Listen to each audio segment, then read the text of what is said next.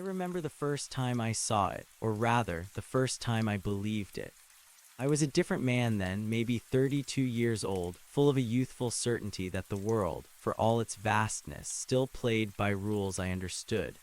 I'd spent most of my adult life chasing light and shadow, a freelance nature photographer who preferred the company of redwoods and rushing water to concrete and crowds. My lens was my window to the world, and I trusted it, trusted my eyes, my instincts, and the quiet rhythm of the wild places I called my office. The place was the Whispering Pines Wilderness area, a sprawling, ancient forest tucked deep in the foothills, a good 2-hour drive from the nearest gas station, let alone cell signal. My truck, a beat-up Ford Ranger I'd practically lived in, knew the winding dirt roads like its own tread. I knew the trails, too, the hidden clearings, the best spots for morning mist or a deer at dusk. I'd camped there countless times, alone, drawn by the profound silence that only such isolation can offer. It wasn't just a job for me. It was a devotion, a belief in the raw, untamed beauty of nature. My credibility, if you needed it, was built on thousands of hours logged under open skies, navigating by compass and stars, handling everything from unexpected blizzards to inquisitive bears. I was careful, prepared, and crucially, never one for ghost stories or tall tales. What happened out there, well, it changed that. This particular trip was for an assignment, a spread on unique geological features. I'd heard rumors about the Sylvan River, a minor tributary snaking through a particularly dense part of the forest. Old-timers at the general store in town, their eyes cloudy with unspoken wisdom, would sometimes whisper about it. The river, one told me once, gnawing on a toothpick, she gets thirsty sometimes, runs the other way. I dismissed it as folk legend, an old wives' tale meant to spook tourists, but the editor, a woman with a keen eye for the bizarre, had caught wind of it and pushed me to investigate. "Find something weird, John," she'd said, "something nobody else has." I went in with a healthy dose of skepticism, armed with my best gear, extra batteries, and enough rations for a week. The plan was simple: set up camp near the rumored section of the river, observe and debunk. I chose a spot further upstream than most would dare, a quiet bend where the current was usually a gentle murmur over smooth stones. It was roughly a 4-mile hike from the trailhead, deep enough that I knew I wouldn't see another soul. I wanted pure, unadulterated nature for my photos and pure, unadulterated isolation for my investigation. I packed light but smart, knowing the terrain. My camp was a small, well-worn tent pitched on a bed of pine needles, a discreet setup I could pack up in minutes if needed. I arrived late in the afternoon, the sun already dipping below the western ridge, painting the sky in fiery oranges and purples. I spent a few hours exploring, getting my bearings, the usual pre-shoot routine. The river on that first evening was perfectly normal, flowing east, just like every other river in the region, a steady, predictable rush of water over moss-covered rocks. The air was cool, smelling of damp earth and pine, and the only sounds were the rustle of leaves and the distant hoot of an owl. I set my alarm for pre-dawn, wanting to be ready for whatever natural phenomenon I might capture: morning mist, perhaps, or a unique play of light. I fell asleep to the comforting lullaby of the river, confident that by morning I'd have a few scenic shots, a note about local folklore, and nothing more. But the night was different, not just dark, but a kind of profound, heavy darkness that seemed to swallow sound. I woke an hour before my alarm, not to the usual chirping of early birds, but to an unnerving quiet. The river, my constant companion, seemed muted. I unzipped my tent flap, poking my head out into the cold, pre-dawn air. The stars were still out, sharp and numerous, but they felt impossibly distant, like pinpricks in a vast, black cloth. A thin, almost imperceptible mist hung low over the water, clinging to the banks. And then I heard it, A faint, almost imperceptible shiver in the air, a vibration that felt more imagined than real, like the silent ringing in your ears after a loud noise. It wasn't the river itself, not yet. It was the air around the river, suddenly charged, expectant. The familiar, rhythmic gurgle of the water was gone, replaced by a strange, almost breathless hush. The hair on my arms stood on end, a primal twitch of unease that had no logical explanation. This was not the silence of the woods. This was the absence of sound, a hollow space where sound should be. I didn't move for a long moment, my breath hitched in my throat, the cold air stinging my nostrils. The silence was a physical entity, pressing in from all sides, a heavy blanket draped over the forest. My mind, usually a well-ordered catalog of natural observations and photographic instincts, struggled to process this anomaly. Every instinct screamed danger, but my logical brain, honed by years of skeptical inquiry, demanded an explanation. This wasn't a mere lull in the wind or a distant animal gone quiet. This was an active, intentional absence. Slowly, carefully, I pushed myself out of the tent, my movements stiff and hesitant. My boots crunched on the pine needles, the sound unnaturally loud in the pervasive quiet. I reached for my headlamp, its beam slicing a narrow path through the gloom. The mist over the river was thicker now, swirling gently like tendrils of smoke, catching the weak light of my lamp. It wasn't ordinary mist. It had an ethereal quality, almost glowing faintly from within.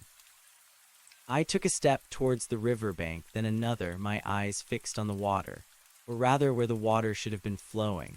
The gentle gurgle, the constant rush, the predictable murmur that had lulled me to sleep every single night I'd ever camped near a river, it was utterly gone, replaced by nothing. Not even the drip of condensation from leaves, not the rustle of a nocturnal creature, not the distant hoot of an owl. Just that profound, echoing quiet, broken only by my own ragged breathing and the thumping of my heart. My headlamp beam cut through the mist, revealing the riverbed. It was still, completely, utterly still. The surface, usually a shimmering tapestry of movement, was like polished obsidian, reflecting the faint, distant stars with unnerving clarity. It was as if time itself had paused its flow just for this particular stretch of water. I knelt at the bank, reaching out a hesitant hand. The water was icy cold, but it didn't feel wet in the way water usually felt. It was viscous, almost like thick oil, despite its crystal clarity.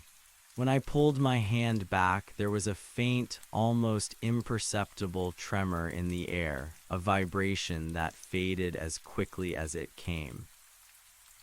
I stood up, shaking my head, trying to clear the confusion. This was impossible. Rivers didn't just stop flowing, not in the middle of a forest, miles from any dam or significant geological obstruction. My mind scrambled for rational explanations, a temporary blockage upstream, an underground sinkhole, but the sheer unnatural silence that accompanied it, the palpable sense of wrongness, defied any mundane explanation. I retrieved my camera, a sturdy, weather-sealed DSLR, my most trusted tool. I fitted it with a wide-angle lens and began taking pictures, not of the scenic beauty I'd come for, but of the unsettling stillness.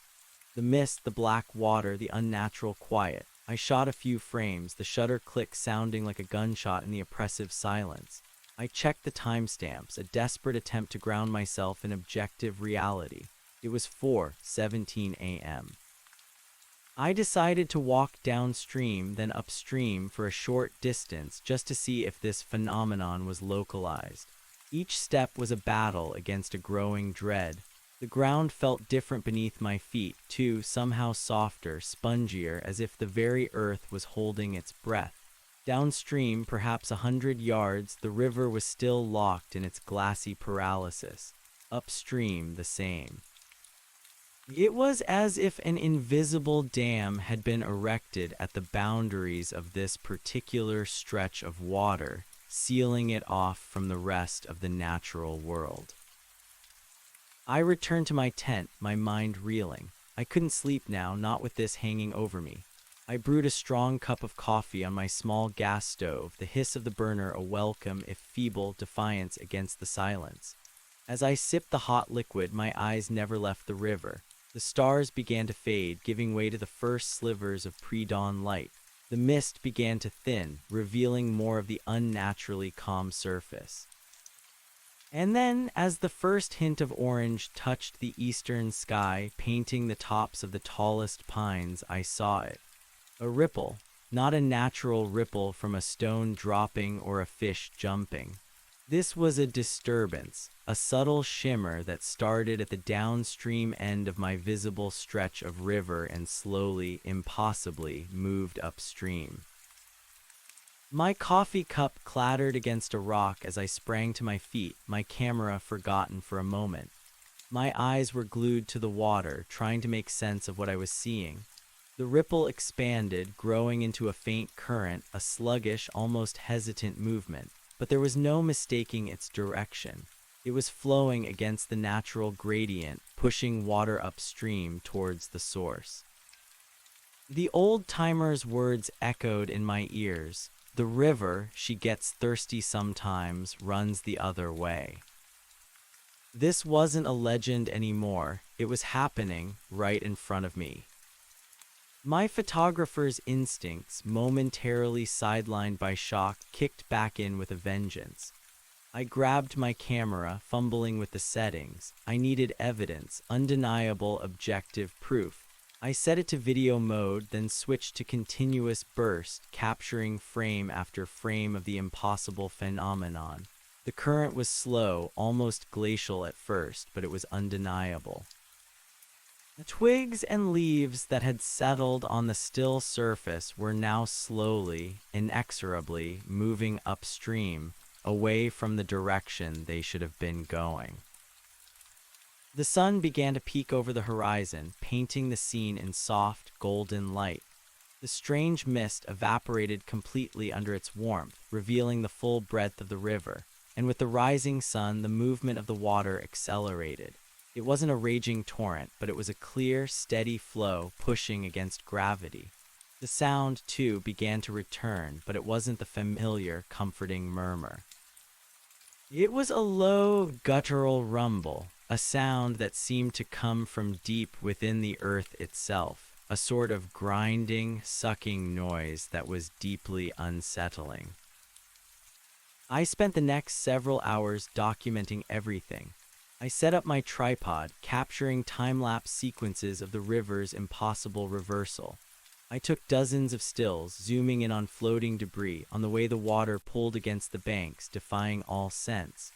I even tossed a small, dead branch into the water, watching it float resolutely upstream, against the prevailing current of the surrounding terrain.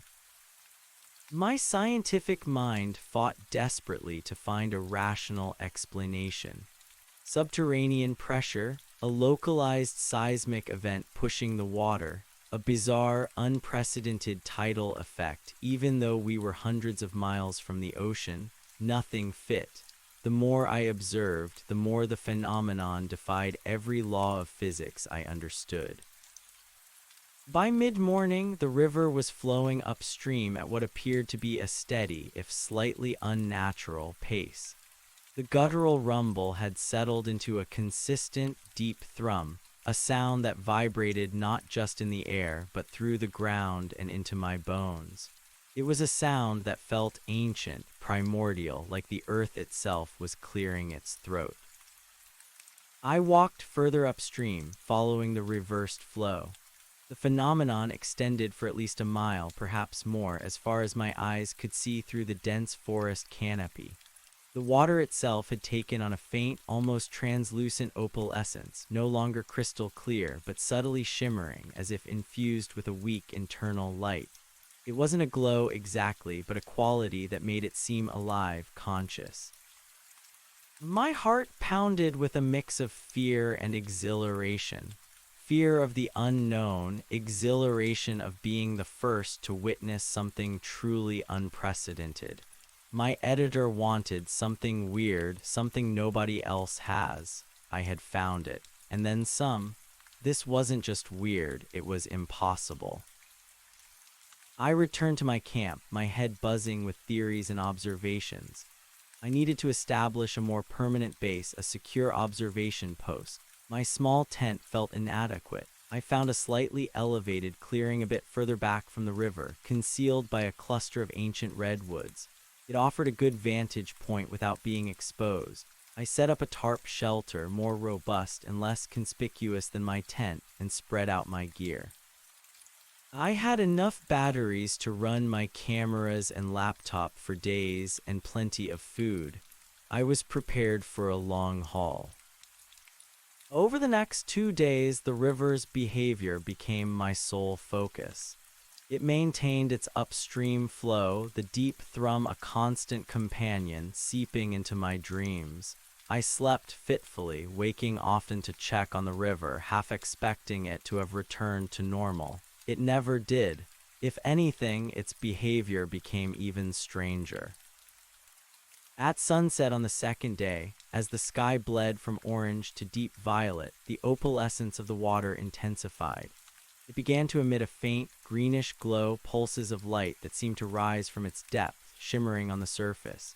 It wasn't bright enough to cast shadows, but it was distinctly visible, especially in the deepening twilight. The thrumming intensified with the glow, a low vibration that made the leaves on the trees tremble subtly. And it wasn't just the river. I started noticing changes in the surrounding environment. The forest seemed quieter even when the river was thrumming. The usual chorus of insects and birds was subdued, almost absent. I saw fewer animals. A deer I usually spotted near the clearing every evening was nowhere to be found. The air, which had been crisp and cold, now had an odd metallic tang like ozone after a lightning strike, but constant. The vegetation along the riverbank seemed to be reacting, too.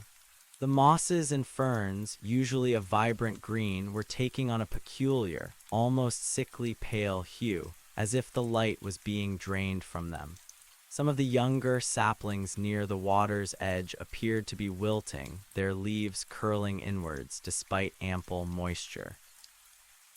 My skepticism was long gone, replaced by a growing sense of awe and profound unease. This was not a natural phenomenon, not in any recognizable sense. This was something else, something fundamentally altering the environment around it. I decided to try a simple experiment. I had a small, portable sensor array I sometimes used for atmospheric readings, temperature, humidity, air pressure. I set it up near the riverbank, close to the faintly glowing water. The readings were baffling. The air pressure was fluctuating wildly, far beyond normal diurnal changes, spiking and dropping with erratic rhythm. The temperature readings were also erratic, showing localized pockets of extreme cold and sudden, inexplicable warmth right next to each other. The humidity was unnaturally high, even for a riverside environment, creating a thick, cloying atmosphere. My watch, a reliable field model, began acting strangely, too. Its digital display would flicker, and sometimes the time would jump forward or backward by a few minutes. My phone, long out of service range, would occasionally power on by itself, displaying corrupted graphics before shutting down again. It was as if some invisible electromagnetic force was at play, interfering with electronics. I started feeling the effects myself. A persistent, dull ache behind my eyes, a constant ringing in my ears that was distinct from the river's thrum. My sleep became more disturbed, filled with vivid, fragmented dreams of flowing water and unseen presences. I found myself checking my compass repeatedly, even though I knew my bearings perfectly. It was a compulsion, a need to verify my reality against what my senses were telling me. On the third night, as the green glow of the river pulsed brighter than ever, something new happened. I was sitting by my tarp, reviewing footage on my laptop, the screen a small, artificial light in the encroaching darkness. A shadow passed over me. I looked up, expecting an owl, but saw nothing. The forest canopy was thick, but there was a distinct sense of something large moving overhead, something that momentarily blotted out the distant stars. I scanned the trees with my headlamp but found no trace. Then I heard it, a sound from the river. It wasn't the thrum. It was a faint, almost melodic hum, a series of elongated tones, like a deep, resonant bell vibrating slowly. It was incredibly subtle, almost subliminal, but it seemed to emanate directly from the glowing water. It built slowly, intertwining with the deep thrum, creating a harmonic resonance that sent shivers down my spine. It felt ancient and intelligent, like a song sung by something vast and unknowable. I reached for my parabolic microphone, a sensitive piece of equipment designed to capture faint sounds over distance. I pointed it at the river, my hands trembling slightly. The hum was clear through the headphones, a layered, complex sound that defied categorization. It wasn't wind or water or animal. It was pure tone. It shifted, modulated, almost as if communicating. As the hum intensified, the glowing green within the river pulsed faster, brighter. And then the water began to churn. Not like rapids, but like something was moving beneath the surface, something vast and powerful, twisting and turning. Whirlpools formed not randomly, but in a strange, geometric pattern, appearing and disappearing in sync with the pulses of light. My camera was still recording. I couldn't tear my eyes away. The whirlpools grew larger, their centers glowing with an even more intense green light. From the center of one, a column of water began to rise slowly at first, then gaining momentum, forming a perfect crystalline pillar that defied gravity. It rose perhaps 20 feet into the air, shimmering, before collapsing back into the river with a soft, almost soundless splash, only to be replaced by another, then another, in a rhythmic dance. This was not just a reversal of flow. This was a complete reordering of physical laws. The very fabric of reality seemed to be unraveling along the banks of the Sylvan River. I worked through the night, driven by a frantic urgency to capture every detail. My memory cards filled up one after another. I barely ate, barely slept. My eyes burned and my head ached, but I couldn't stop. I felt like an explorer on a distant, alien planet, witnessing first contact with a new, unimaginable form of life or phenomenon. By dawn on the fourth day, the pillar forming had subsided and the green glow had softened to its daytime opalescence. The upstream flow continued, the deep thrum ever present, but the environment around the river had changed further. The sickly pale hue on the vegetation had intensified, and now I saw strange patterns etched into the bark of some of the trees closest to the water, faint, almost metallic lines, intricate and angular like circuit board tracery or an unknown script. They weren't carved, they looked like they had grown there or been absorbed into the wood. My rational mind, which had been so stalwart, was now fragmented. I felt a growing sense of isolation, a terrifying realization that I was utterly alone with this impossible thing. My phone was useless. My satellite messenger, which I carried for emergencies, wouldn't even power on. It was dead, completely. The strange electromagnetic interference had finally fried it. I was cut off. A wave of primal fear washed over me. I was deep in the wilderness, 2 hours from the nearest gas station, and now my only lifeline to the outside world was gone. Panic threatened to overwhelm me. I knew I should leave, pack up, hike out, report what I'd seen. But the thought of turning my back on this, on the greatest discovery of my life, was unthinkable. And a darker, more insidious thought began to gnaw at me. Could I even leave? I needed to test it. I needed to see if the phenomenon was localized or if it had created some kind of barrier. I decided to hike a few miles upstream beyond the visible signs of the reversed flow and then cut west away from the river towards the general direction of the trailhead. I packed a small day pack with essentials: water, high energy snacks, a compass, manual, thankfully still functional, and my most important camera with a fully charged battery. Leaving my main camp behind felt wrong, but I needed answers. The forest away from the river was initially normal. The birds chirped, the squirrels chattered, the air was clean and fresh. For the first mile or so, a sense of relief washed over me. Perhaps it was just a localized oddity, a scientific marvel contained to a specific section of the river. I pushed on, hiking quickly, feeling a desperate need to put distance between myself and the thrumming, glowing water. But as I moved further away, deep into the familiar woods, a subtle change began. The sounds faded. The birds quieted. The forest floor, which should have been alive with rustles and chirps, grew increasingly still. It was the same oppressive silence I'd experienced that first morning by the tent, but it was spreading.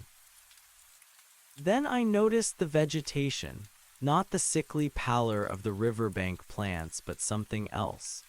The leaves on the trees, usually vibrant green, had a peculiar sheen, an almost iridescent quality, as if coated in a fine layer of oil.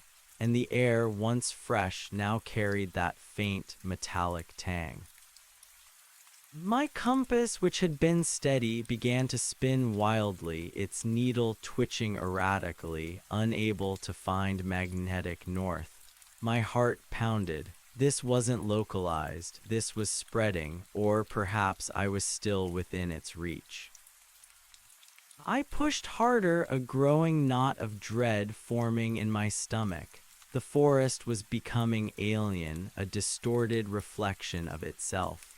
The trees felt taller, their branches reaching like skeletal fingers. The shadows seemed deeper, swallowing the light.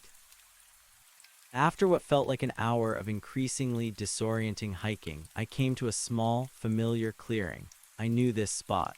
A cluster of ancient oak trees, a smooth, moss-covered rock formation. I'd camped here before, taken photos here. But it wasn't right. The moss on the rocks was now glowing with the same faint green opalescence I'd seen in the river water. The bark of the oak trees was etched with the same intricate metallic patterns.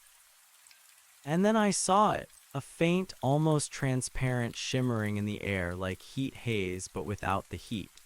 It formed an indistinct, wavering wall in front of me, stretching from the ground to the tops of the trees as far as I could see to my left and right. It was invisible until you looked directly at it, then it seemed to bend the light, blurring the trees behind it. I reached out a hand, hesitant. My fingertips met an invisible barrier. It wasn't solid, but it wasn't empty air either. It felt tingly, like static electricity, and faintly warm. I pushed gently. The barrier resisted, yielding slightly, then pushing back like trying to walk through thick, invisible jelly. I couldn't get through. Panic clawed at my throat. I tried another spot a few yards down. The same, another, the same. I was trapped. I ran along the invisible wall, adrenaline coursing through me, searching for an end, a break, anything. I ran for perhaps a quarter mile, deeper into the forest, away from the river. But the shimmering wall continued, unbroken, impenetrable. I was enclosed within a vast, invisible dome, or perhaps a cube, its boundaries extending far beyond what I could see. My mind raced, struggling to process this new, horrifying reality. This wasn't just a natural phenomenon. This was an event. Something had created this barrier, had twisted the river, had silenced the forest, and it had trapped me within its confines. I leaned against an oak tree, gasping for breath, my legs burning. The metallic tang in the air was stronger here, the silence even more profound. My camera, which had been recording my frantic search, suddenly powered off. I pressed the button, but nothing. It was dead, just like my satellite messenger. The invisible field, whatever it was killing my electronics. I was alone in an impossible forest within an invisible cage with only my analog compass and my growing fear as companions. The river, with its impossible upstream flow and its ancient, vibrating song, was now not just a mystery, but the focal point of my confinement. It was calling to me, drawing me back, a siren song of the impossible. I had come seeking a story of a river running the other way. Now I was part of its story, inextricably bound to its terrifying, unfolding secret. I had to go back to the river. It was the source of all this and perhaps the only way out. My only hope was to understand it, to find a pattern, a weakness, an explanation that might just save my life. I turned and began to retrace my steps back towards the low, constant thrum, towards the faint green glow that now seemed to be the only true light in this increasingly dark and incomprehensible world. The journey back to the river was a descent into a nightmare. Every step felt like walking through increasingly dense fog, not of mist, but of distorted reality. The faint green opalescence on the moss, the etched patterns on the oaks, the dead silence that swallowed the natural sounds of the forest, all these anomalies intensified as I retraced my steps. The metallic tang in the air grew stronger, a bitter taste on my tongue. My analog compass, blessedly still working, spun sluggishly for a moment, then settled. But its temporary defiance only served to underscore the pervasive strangeness. I moved with a desperate urgency, my mind a swirling vortex of fear and a grim determination. The invisible barrier had been a terrifying revelation, a definitive answer to the question of whether I could leave. The answer was no. I was trapped, a specimen in a vast, unknowable experiment. This wasn't just a river running backwards, it was an active transformation, a bubble of altered existence expanding outwards, and at its heart was the Sylvan River. The low, constant thrum, which had been a distant tremor while I searched for an escape, now began to rise, vibrating through the soles of my boots, up my legs, and into my very core. It was a physical presence, a deep, resonant hum that spoke of immense power. The faint green glow, previously a subtle shimmer in the twilight, now pulsed with a more definite intensity, a beacon in the encroaching gloom of the altered forest. As I neared my camp, the air grew thick and heavy, almost humid, despite the cool mountain evening. My lungs struggled to draw breath, as if the oxygen itself was being leached from the atmosphere. I stumbled into the clearing where I'd pitched my tarp, grateful for its flimsy shelter, even though I knew it offered no protection from the true threat. The trees here, closer to the river, were in even worse condition than those further out. Their leaves were almost entirely blanched, a sickly yellow-white, and the intricate patterns on their bark glowed faintly with the same green light as the river.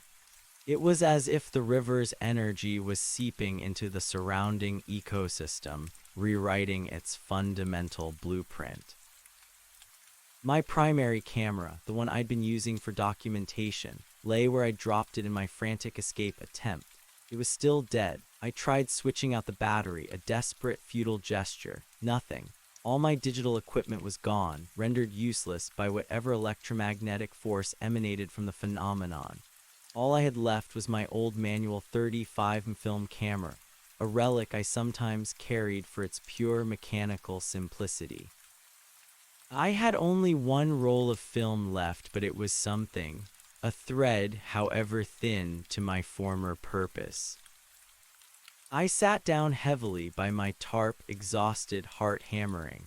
The melodic hum from the river was clearer now, intertwining with the deep thrum. It wasn't just a single tone anymore. It was a complex series of overlapping sounds, almost like chanting, rising and falling in an ancient, unintelligible rhythm.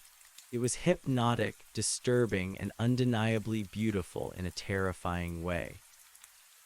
I needed food, water, and rest, but the river called to me, its strange music and pulsing light demanding attention. I forced myself to eat a protein bar, washing it down with lukewarm water from my canteen. My head throbbed, and the ringing in my ears was a constant companion. My body was screaming for sleep, but my mind was too electrified, too terrified to allow it.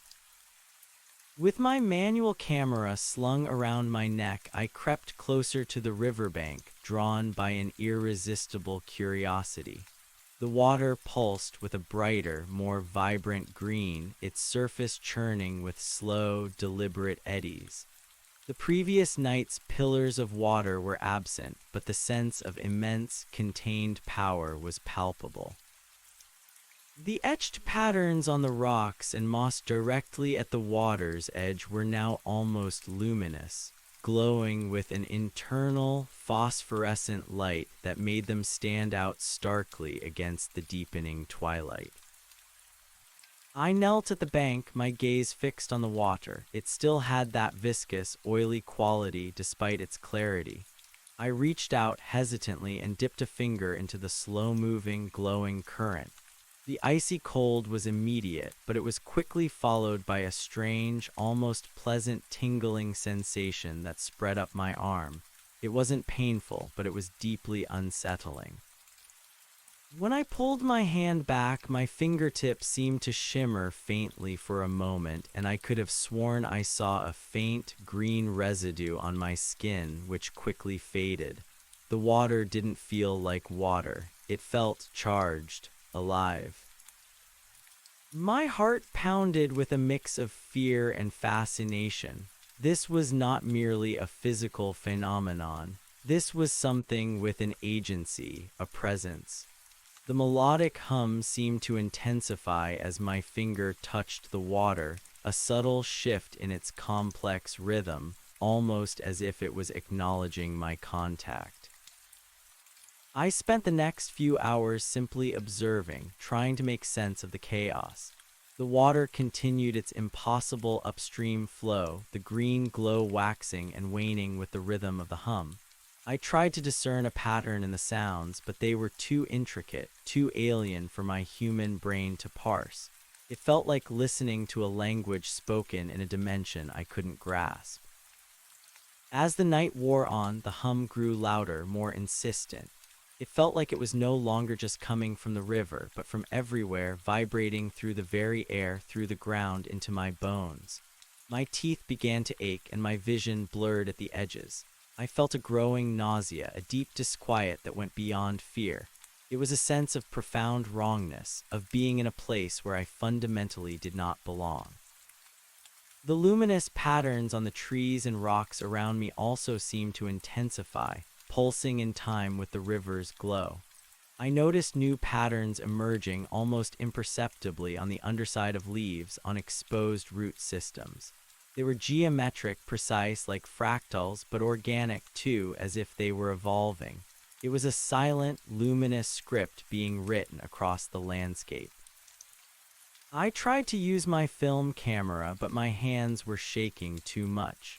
The shutter click sounded hollow and weak in the face of the river's ancient song. I knew the single roll of film was precious, a last-ditch effort to record, and I didn't want to waste it. I needed to capture something truly definitive, if such a thing was even possible. I stumbled back to my tarp, feeling faint. The persistent ache behind my eyes had sharpened into a piercing pain. The ringing in my ears was now a roaring. I curled up in my sleeping bag, trying to block out the overwhelming sensory input, but it was useless. The hum vibrated through the earth beneath me, the green light seeped through the canvas, and the metallic tang in the air made every breath a struggle. Sleep was impossible. Instead, my mind drifted, replaying memories of my life before this, a life of quiet forests and predictable rivers, a life where physics made sense, where the world followed rules. That world felt impossibly distant, a faded photograph in my memory. Now I was in a different place, a place that defied all understanding. As the pre-dawn hours approached, a new sensation began to manifest. Not just the physical symptoms, but something deeper. It was a feeling of being watched, not by an animal or a person, but by the phenomenon itself. A vast, silent awareness that permeated the air, the trees, and most disturbingly, the water. It wasn't malevolent exactly, but it was utterly indifferent, alien. Like standing before a mountain and knowing it has existed for millennia, oblivious to your fleeting presence. Yet this presence felt active, observing, doing. The faint green shimmer on my fingertip where I had touched the river had returned. It was stronger now, a distinct, almost warm glow. I stared at my hand, terrified. Was the river's energy permeating me? Was I too being changed by this impossible force? The skin felt different, somehow more sensitive, more alive, yet also subtly alien. A sudden, sharp crack echoed from the forest behind me. I jolted upright, my heart leaping into my throat.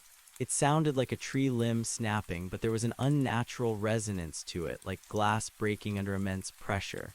I grabbed my headlamp, its beam now my only functional light source, and scanned the surrounding woods.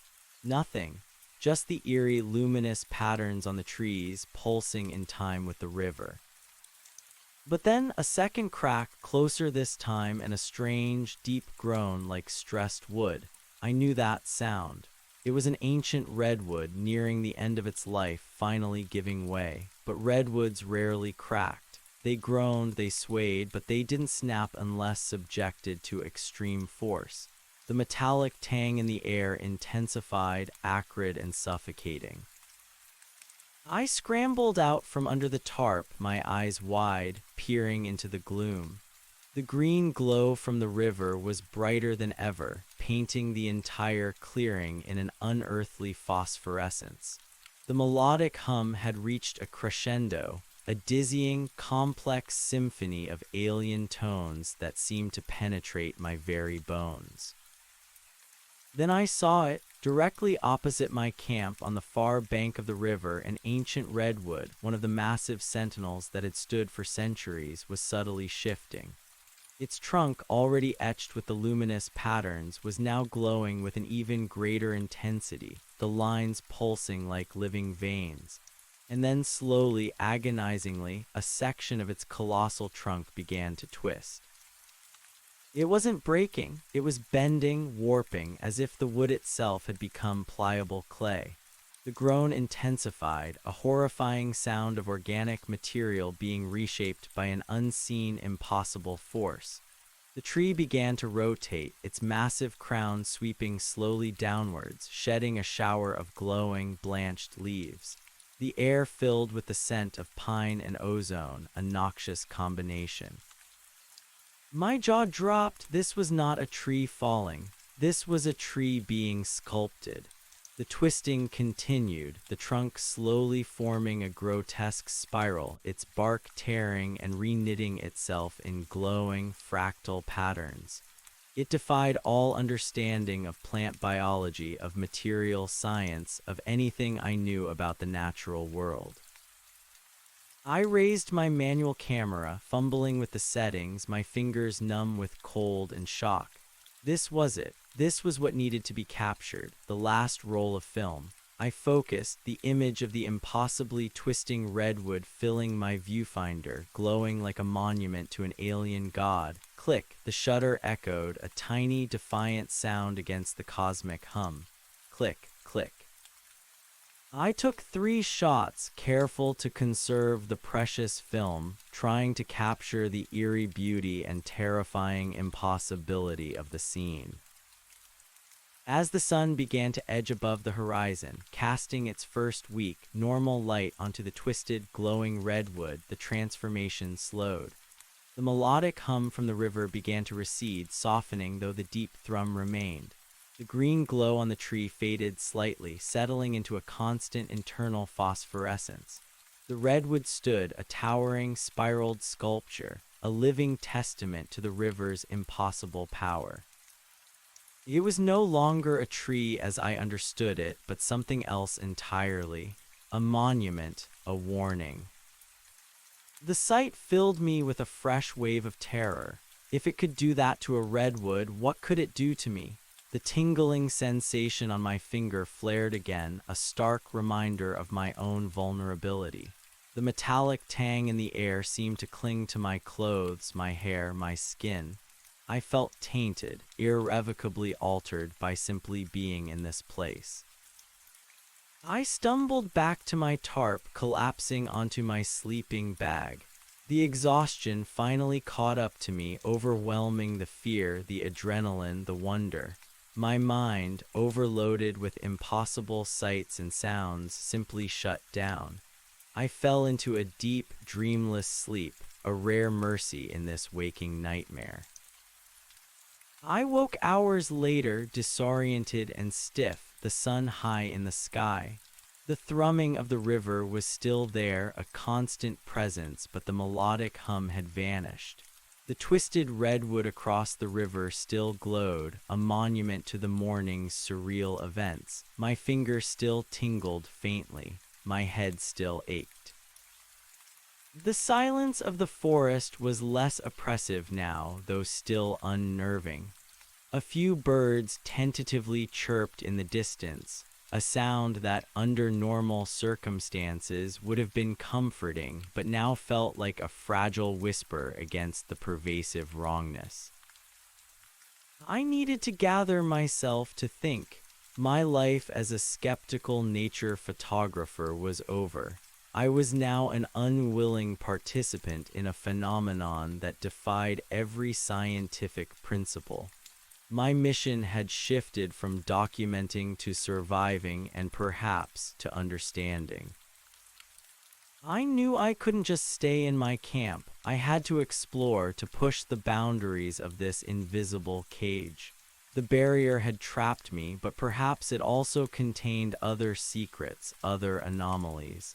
I needed to map this altered landscape to try and discern the extent of the river's influence. First, I needed to check my supplies. Food was running low, though I had enough for another day or two if I rationed carefully. Water from my filter was still safe, thankfully, but I worried about the long-term effects of drinking from a river that warped reality. My analog compass was still working. My manual film camera, with its 3 precious shots used, had perhaps 20 frames remaining. This was my last link to objective proof, my last chance to bring back evidence.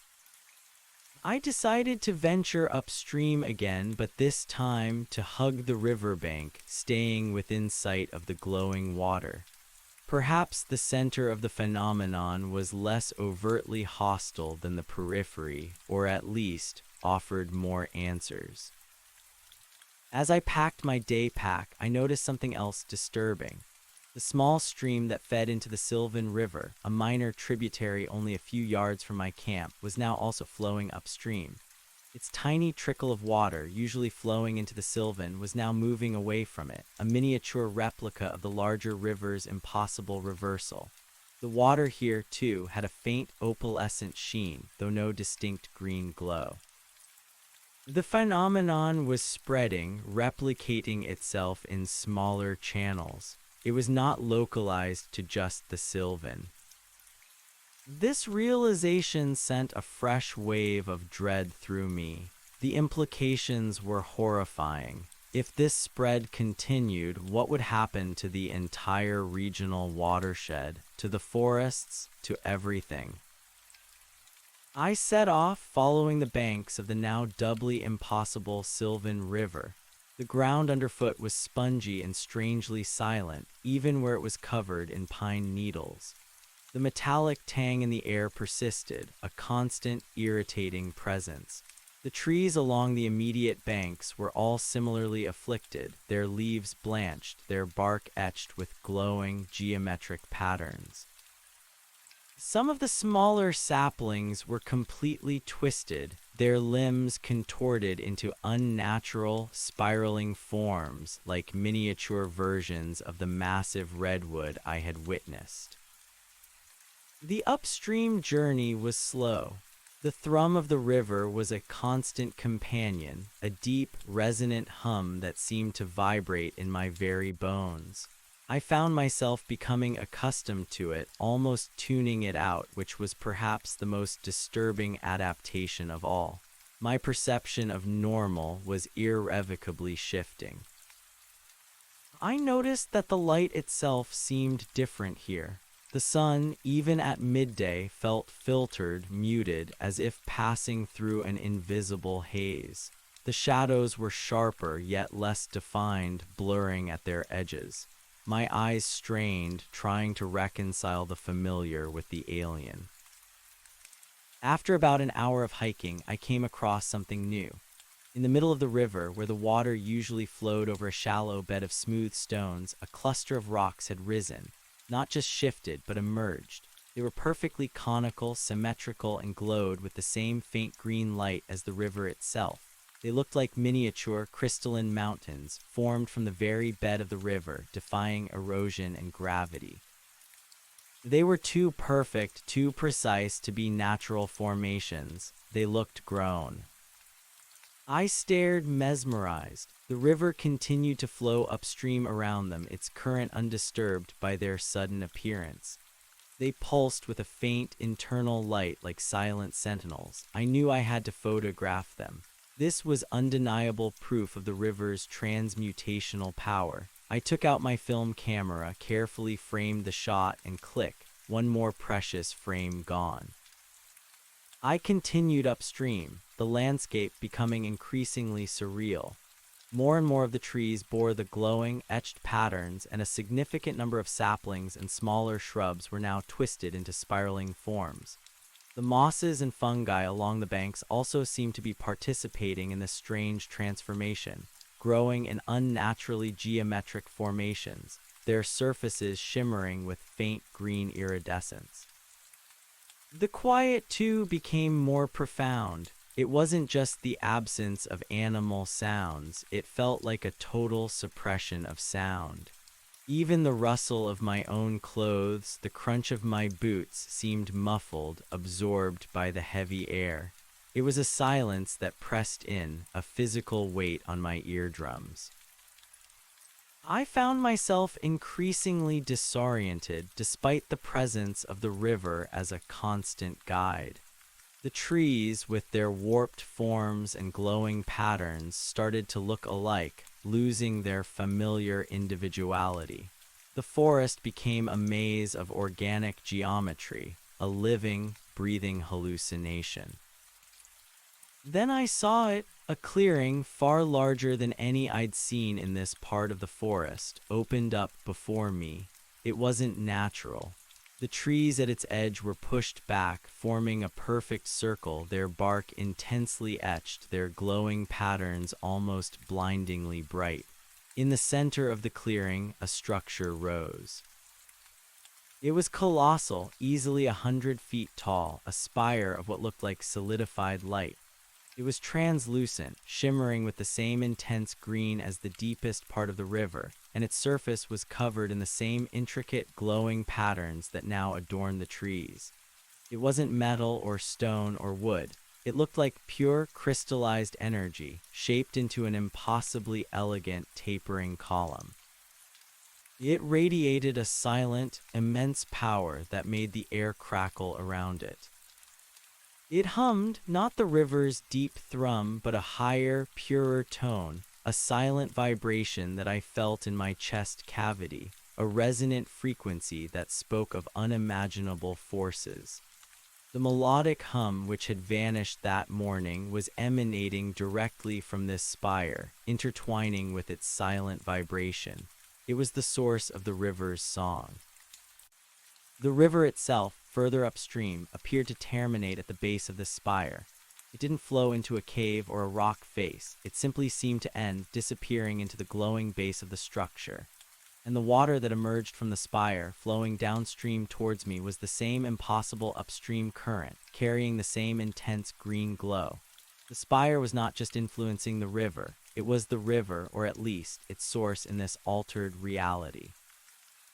I dropped to my knees, overwhelmed. This was it, the heart of the anomaly, the origin of the impossible. This was not a geological feature, nor a natural phenomenon. This was a creation. Something had built this, something alien. The air around the spire was thick with the metallic tang, almost suffocating. My headlamp flickered, even though it was a manual battery-powered model still working. It struggled against the spire's pervasive energy. I could feel the electricity in the air, a prickling sensation all over my skin. The tingling in my fingertip intensified, becoming a dull ache, then a throbbing pulse. I took out my film camera, my hands shaking so violently I could barely hold it steady. This was the shot, the ultimate proof. I held my breath, tried to steady my vision, and aimed. Click, another frame gone, one more, click, and another, click, the last two shots of the roll. I had to make them count. I advanced cautiously towards the spire, drawn by an irresistible pull. It was not a conscious decision, but an instinct, a primal need to understand, to witness.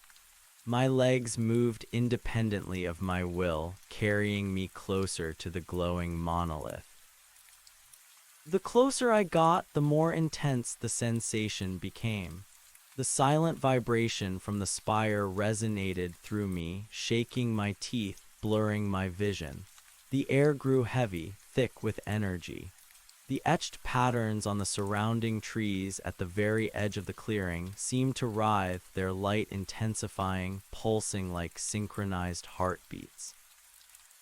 I stopped about 50 yards from the spire, unable to go further.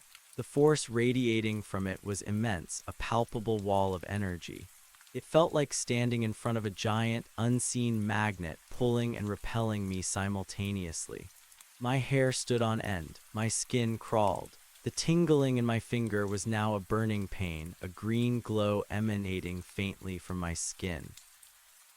Then, from the base of the spire, where the river seemed to originate, something began to shift in the glowing water. Not a pillar this time, but a form, a shape. It was dark, a deep obsidian black that seemed to absorb the green light, yet also outlined by it. It was massive, undulating, rising slowly from the depths of the water at the spire's base.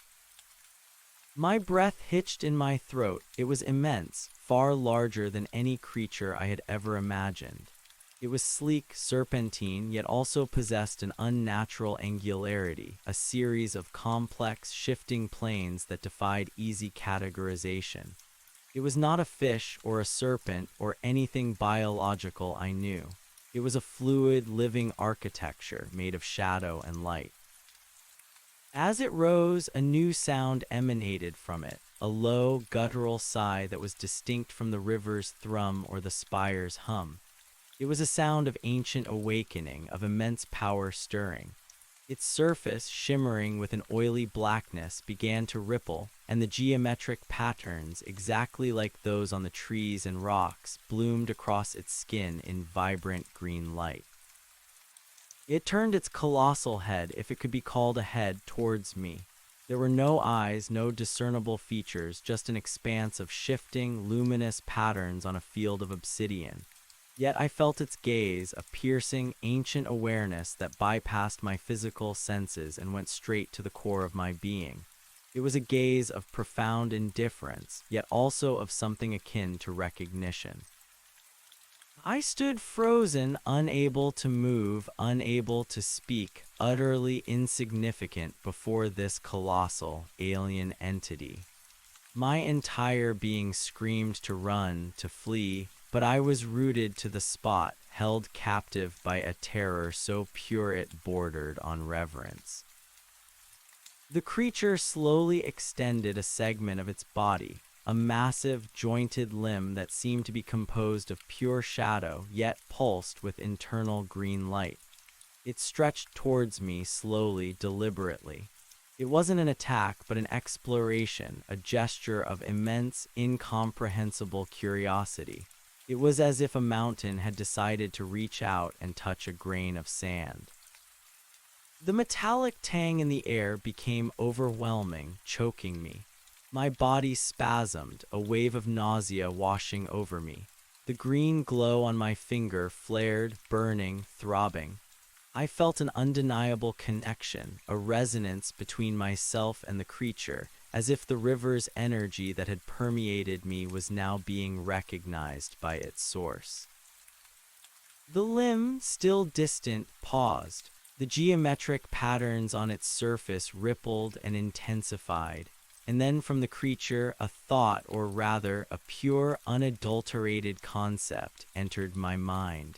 It was not words or images, but a direct, visceral understanding, a sudden, overwhelming download of information. It spoke of change, of transformation, of cycles of deep time and cosmic energy. It spoke of the Earth not as a static ball of rock, but as a living, breathing entity with ley lines and energy currents that could be tapped, redirected, remade. It spoke of itself not as a creature, but as a process, a mechanism, an interface between worlds, a conduit for immense, universal power. The Sylvan River was not merely reversing, it was being re-energized, activated, transformed into something else entirely. And the spire was its anchor, its focal point.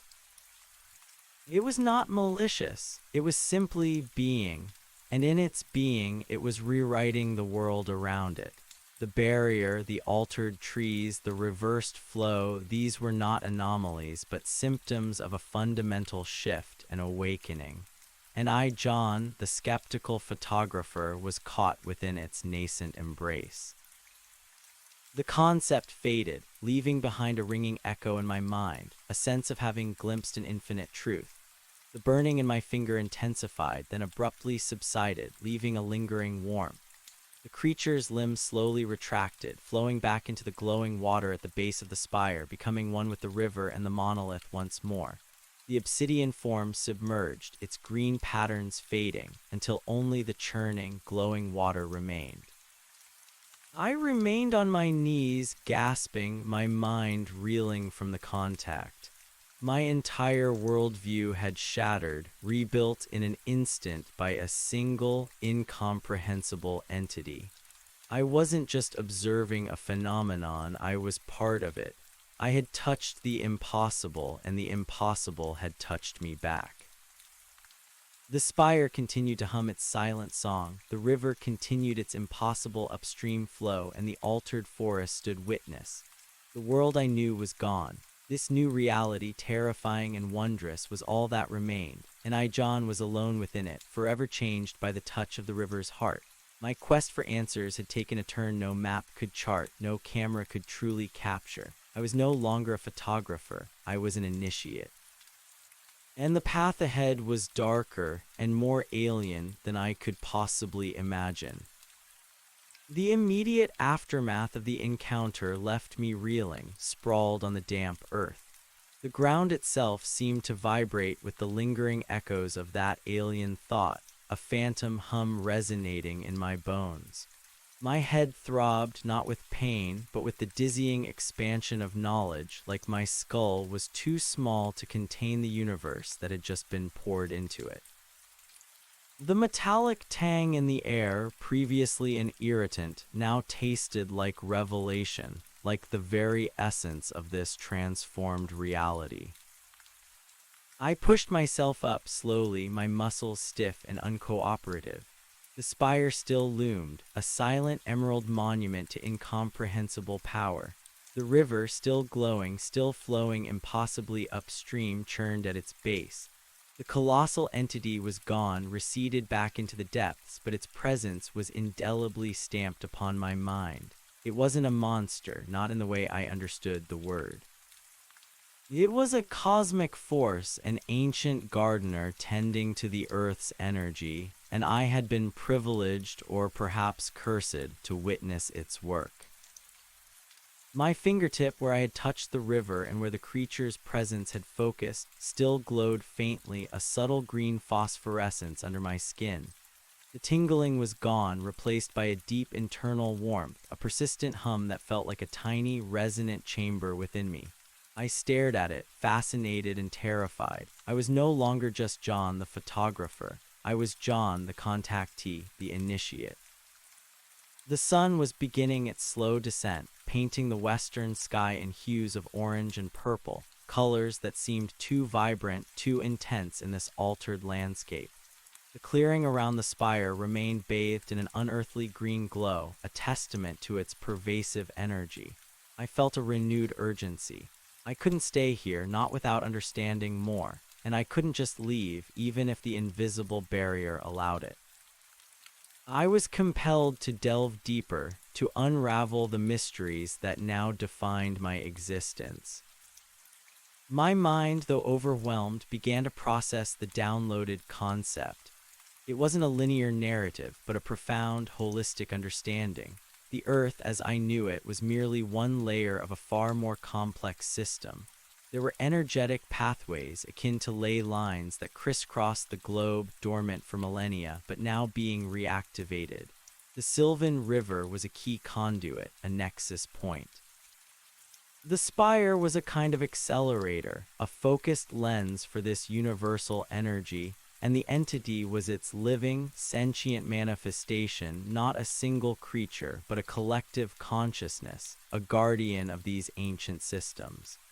Its purpose was not destruction, but fundamental change, a repatterning of reality to align with a grander cosmic design. It felt like watching a caterpillar transform into a butterfly, except the caterpillar was the earth, and the butterfly was something utterly unimaginable. This wasn't just a local phenomenon, this was a planetary event beginning here in this remote forest, and I was in the eye of the storm. I forced myself to move, to explore the clearing more thoroughly. The ground was not dirt or stone, but a smooth, dark, organic material that felt strangely warm under my boots. It was almost like polished obsidian, but with a subtle give, a living texture. Everywhere, the intricate geometric patterns I had seen on the trees and the creature were etched into the surface, glowing faintly, like circuits woven into the very fabric of the earth. I walked towards the edge of the clearing, where the ancient trees formed a perfect, unbroken circle. Their bark pulsed with an almost blinding green light, the patterns on them shifting and rearranging themselves in slow, deliberate movements. Their leaves, previously blanched, were now vibrant, but not with a natural green. It was an iridescent metallic green, shimmering with all the colors of an oil slick, yet organic and alive. They were no longer trees, they were living antennae, drawing energy from the spire, channeling it, perhaps even broadcasting it. I reached out cautiously to touch one of the trees. The bark was warm, almost hot, and the etched patterns felt raised, like living braille. The tingling sensation on my finger flared again, a resonant chord struck between my skin and the tree. A faint, almost imperceptible hum emanated from the bark, a tiny echo of the spire's vast song. It was a living connection, a flow of energy. I felt like an electric current was passing through me, harmless, yet deeply affecting. I quickly pulled my hand away, overwhelmed by the intensity of the sensation. This place was not just altered, it was alive in a way I had never conceived. Every element, the ground, the trees, the river, the air, hummed with a unified, intelligent energy. My analog compass, which had been erratic in the peripheral zone, was now completely useless within the clearing. Its needle spun wildly, then settled on a random, meaningless direction. It was as if magnetic north itself had been reoriented, or simply ceased to exist within this sphere of influence. I scanned the spire again. It was translucent, allowing me to glimpse faint, swirling energies within its crystalline structure. They moved like liquid light, currents of green and gold, converging and diverging in mesmerizing patterns.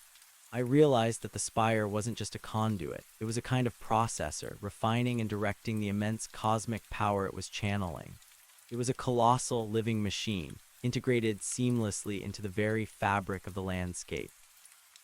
I needed to conserve my last few frames of film, so I only took one more shot of the spire, trying to capture its impossible scale and luminescence as the setting sun cast long, strange shadows across the clearing. Click. 3 frames left. 3 opportunities to bring back proof if I ever got out. As darkness fell, the clearing became a spectacle of light. The spire pulsed with an inner radiance, casting the entire area in a brilliant, ethereal green. The geometric patterns on the ground and trees glowed with a phosphorescent intensity, turning the forest into a vast, intricate circuit board. The river, too, shone brighter, its upstream flow now more vigorous, carrying sparkling motes of green light within its viscous current. The silence around the spire was profound, a paradox against the intense visual and energetic display. The melodic hum was constant now, emanating from the spire, weaving a hypnotic tapestry of sound that bypassed my ears and resonated directly in my mind. It was a lullaby, a warning, a symphony of creation and annihilation all at once. I retreated to a cluster of the iridescent-leaved trees at the edge of the clearing, seeking some form of shelter, some place to process. My camp was too far, too exposed. I knew I wouldn't sleep. The sheer sensory overload, combined with the profound implications of what I had witnessed, made rest impossible.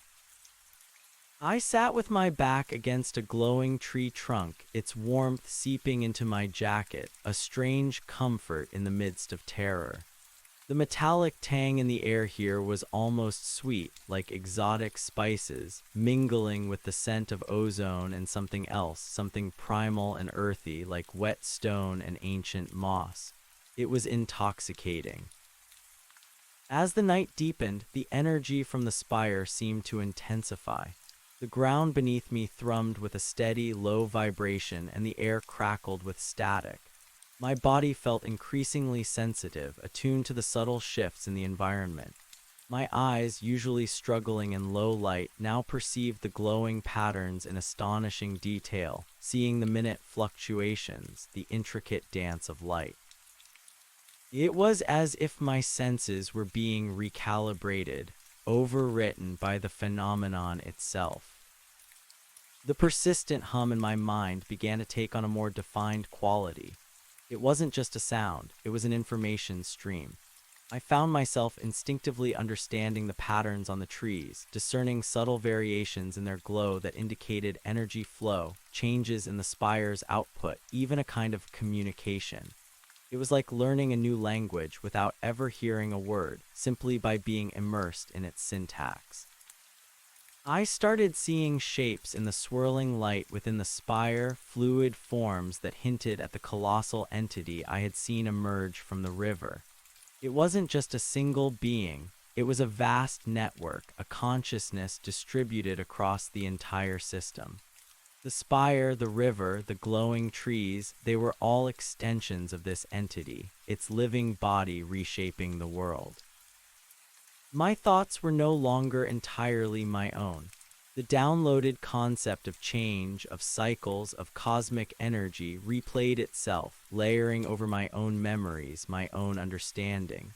I felt a profound sense of interconnectedness, a dissolution of my individual self into the vast, unified consciousness of this transformed forest. It was both terrifying and strangely liberating. The fear of death, the panic of being trapped, began to recede, replaced by a deep, almost serene acceptance of this new reality. Was this what was happening to the forest? Was this why the animals had fled, why the plants were changing? Were they, too, being integrated into this new living system, losing their individual identities to become part of the greater whole? The thought was chilling, yet presented with a logic that was hard to deny, given the direct mental contact I had experienced. I began to understand the barrier. It wasn't meant to keep me in, but to contain the nascent transformation, to shield the wider world from its sudden, incomprehensible shift. It was a cocoon, a laboratory, a nursery for a new reality. Hours passed, marked only by the shifting intensity of the spire's glow and the rhythmic pulses of the forest's luminous patterns. My exhaustion, physical and mental, was profound, yet sleep remained elusive. I was a sentinel, an unwilling witness, my consciousness fused with the strange beauty unfolding around me. As dawn approached, the energy from the spire reached a new crescendo. The hum in my mind intensified, becoming almost unbearable, a torrent of information. The geometric patterns on the trees pulsed with frantic energy, and the entire clearing vibrated. The air crackled with ozone, making my teeth ache. Then, from the glowing water at the base of the spire, the colossal entity began to emerge again. Slowly, majestically, its obsidian form rose, outlined by vibrant green light, its shifting, angular planes reflecting the light of the spire.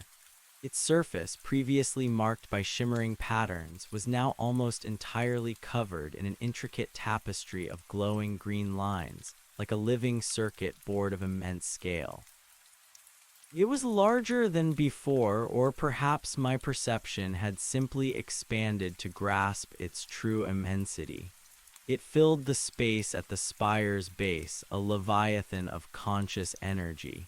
It didn't look towards me directly, but its presence enveloped me, a silent, all-encompassing awareness. This time, the direct communication was not a single concept, but a continuous flow, a panoramic vision of time and space. I saw images, felt emotions, understood processes that defied human language. I saw the Earth as a series of energetic nodes interconnected by unseen currents. I saw other spires across the globe, dormant or nascent, waiting for activation. I saw the entity as a collective, a vast intelligence that traversed dimensions, tending to these planetary transformations across countless worlds. It showed me the purpose of the Sylvan River's reversal.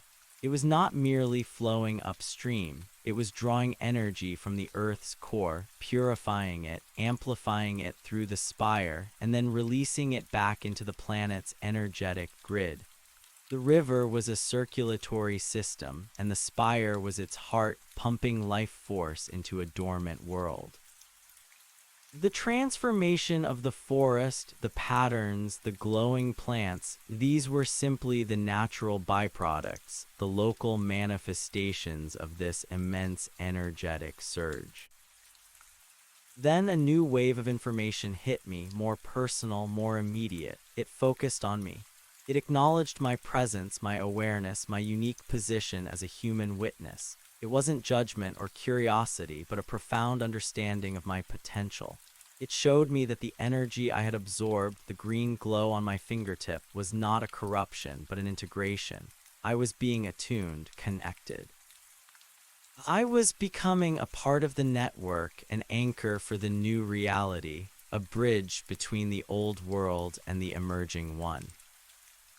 The vision intensified, showing me fleeting glimpses of the future.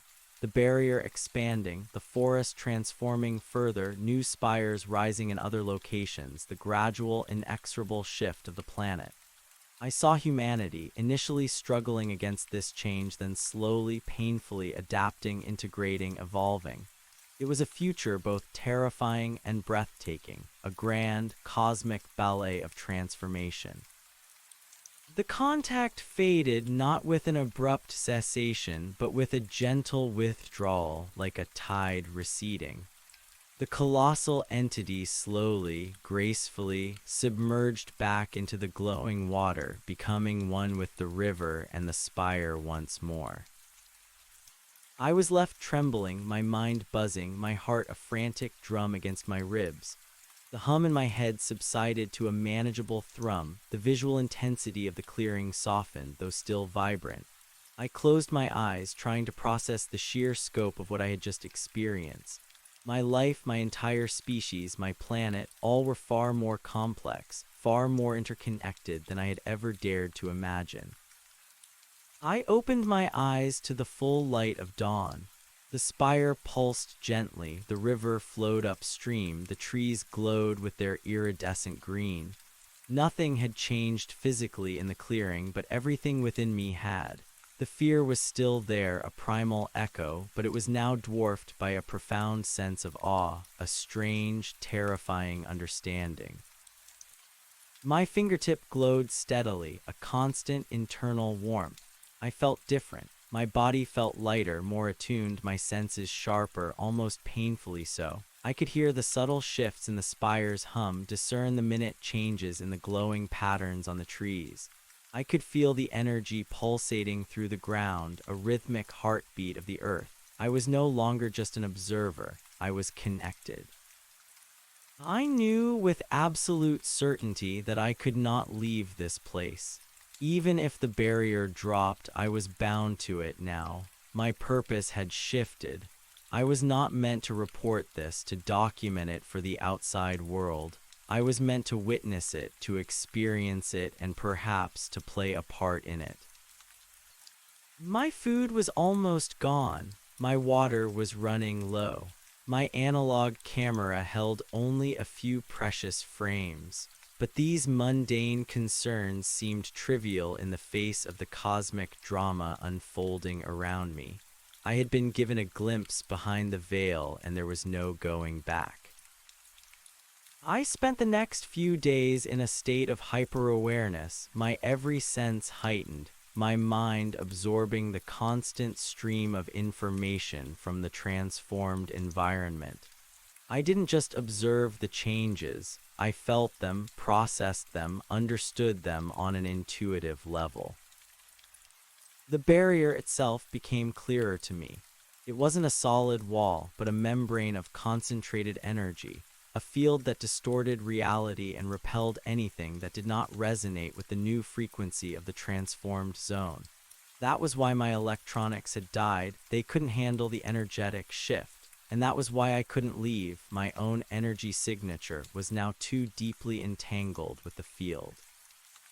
I started to experiment cautiously.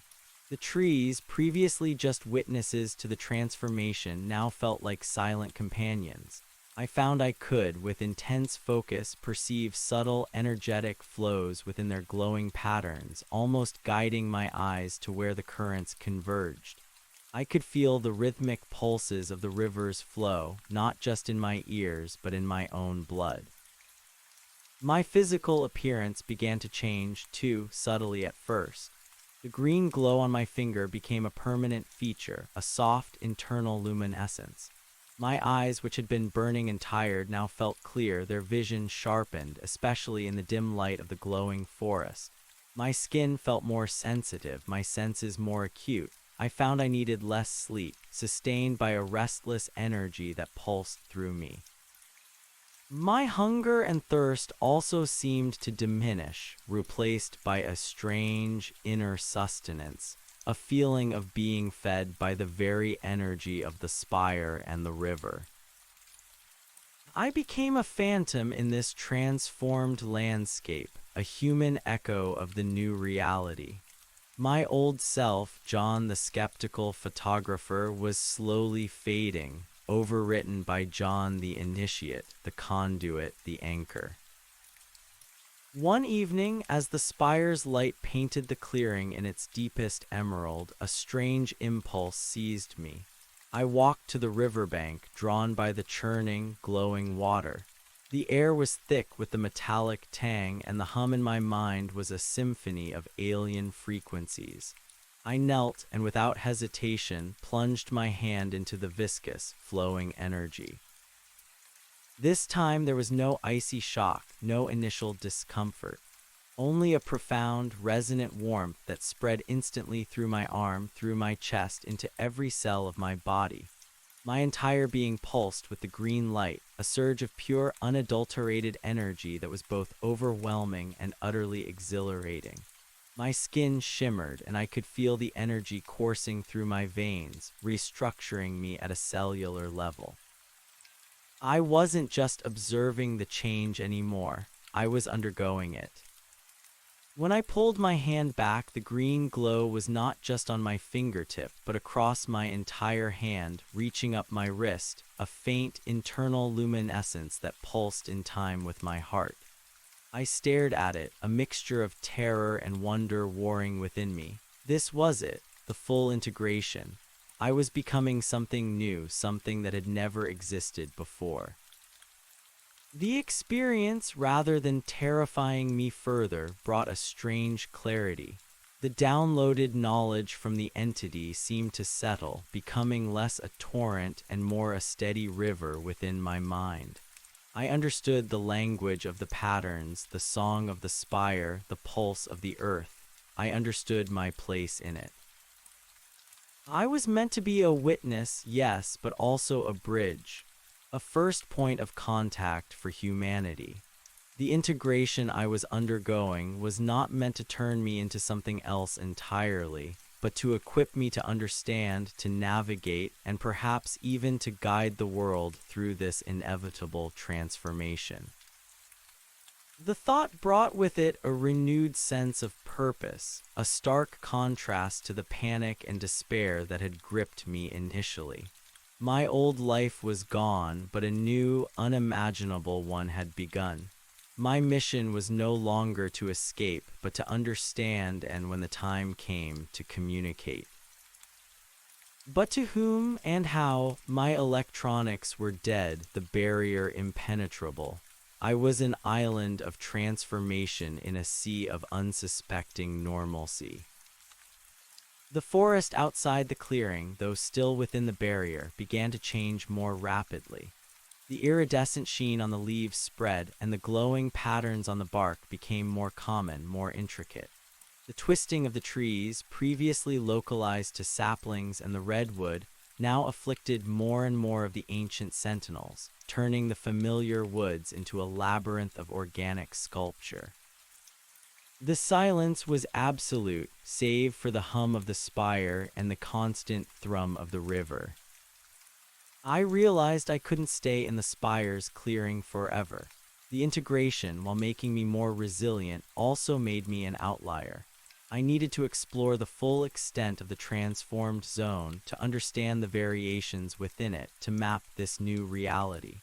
Perhaps, in doing so, I could find a way to interact with the barrier, to understand its function on a deeper level. My old manual film camera was my last tool. With 3 frames left, I knew I needed to use them for something truly significant, something that encapsulated the new normal, the overwhelming shift. But what? The spire, the creature, they had already been documented, however imperfectly. No, I needed something that spoke to the consequence of this transformation, something that hinted at the future. I decided to venture further upstream, beyond the spire, if that was even possible, and then to explore the perimeter of the barrier, feeling for weaknesses, for changes in its energetic signature. I needed to understand the edges of this new world I inhabited. I packed my minimal supplies, the last of my protein bars, a small amount of filtered water, and my trusty analog compass, which I now trusted only as a relic of a bygone era. My hand, still faintly glowing, felt strangely powerful. As I left the spire's clearing, the hum in my mind softened, becoming a distant echo, though still ever present. The air became less dense, the metallic tang less intense. The iridescent glow of the trees outside the clearing was muted, the patterns less vibrant. It was like stepping from the heart of a city into its suburbs. The further I walked, the more I noticed a strange gradient of change. The trees were still warped, the moss still glowing, but the intensity lessened with distance from the spire. The phenomenon seemed to radiate outwards from that central point, its power diminishing the further it spread. I came across a section of the river where the water was no longer glowing a vibrant green, but a soft, pale opalescence. The flow was still upstream, but slower, less vigorous. The thrum was fainter, a deep murmur rather than a resonant hum. This was the fringe of the phenomenon, the boundary of its immediate influence. And then I found it, the invisible barrier. I had stumbled upon it accidentally on my initial escape attempt, but this time I approached it with a purpose. I walked along its length, my hand extended, feeling the familiar tingle of static electricity. It was still there, still impenetrable. But this time I felt something new. A subtle difference in the vibration, a faint shimmer in the very fabric of the air. It wasn't uniform. There were minute fluctuations, areas where the tingle was stronger, others where it was almost imperceptible. The barrier, like everything else, was a living, breathing entity, and it had its own rhythm, its own subtle energies. I pressed my glowing hand against the invisible wall. The tingle intensified, but it was not painful. Instead, it was like a handshake, a recognition of resonance. My hand seemed to fit, to meld with the energy of the barrier. The faint green glow of my skin pulsed, mirroring the unseen fluctuations of the field. A thought, a new concept, entered my mind, not from the spire, but from the barrier itself. It was a single, pure understanding, threshold. The barrier was not just a containment field, it was a transition point, a gate between worlds. It shifted and adapted, its permeability tied to energetic resonance. It was awaiting something. I closed my eyes, focusing, trying to understand this new information. The barrier wasn't entirely closed. It simply wasn't open yet. Its parameters were specific, tied to the full integration of the transformed zone and perhaps to something else, something external. I opened my eyes and looked at the wall, no longer with despair, but with a strange sense of anticipation. My fingers traced the invisible surface, feeling the subtle, energetic dance. I had 3 frames of film left, 3 chances to capture a glimpse of this transition, this profound threshold. I needed to find something along the barrier that clearly defined its purpose, something that spoke to the boundary between the 2 realities. I began to walk along its length, searching for a sign, a marker, an anomaly that would encapsulate its meaning. After hours of walking, passing countless glowing, twisted trees, I found it. Not a direct opening, but a place where the transformation bled through the barrier in a tangible way. It was a section of the barrier where the energy was particularly concentrated, a point where the iridescent green light from the transformed forest shimmered visibly on the outside of the invisible wall, affecting the normal forest beyond. On my side of the barrier, a massive, ancient oak, its bark etched with intricate, pulsing patterns, leaned heavily against the invisible wall. On the other side, a perfectly normal, untransformed pine tree stood, its needles a healthy green, its bark untouched. But where the 2 realities met, where the oak's altered energy seeped through the barrier, the pine tree's outermost branches, those closest to the invisible wall, were beginning to show the first, subtle signs of change. A faint metallic sheen on their needles, a barely perceptible green tinge to their bark. It was a microcosm of the entire phenomenon, 2 worlds colliding, one slowly but inexorably transforming the other.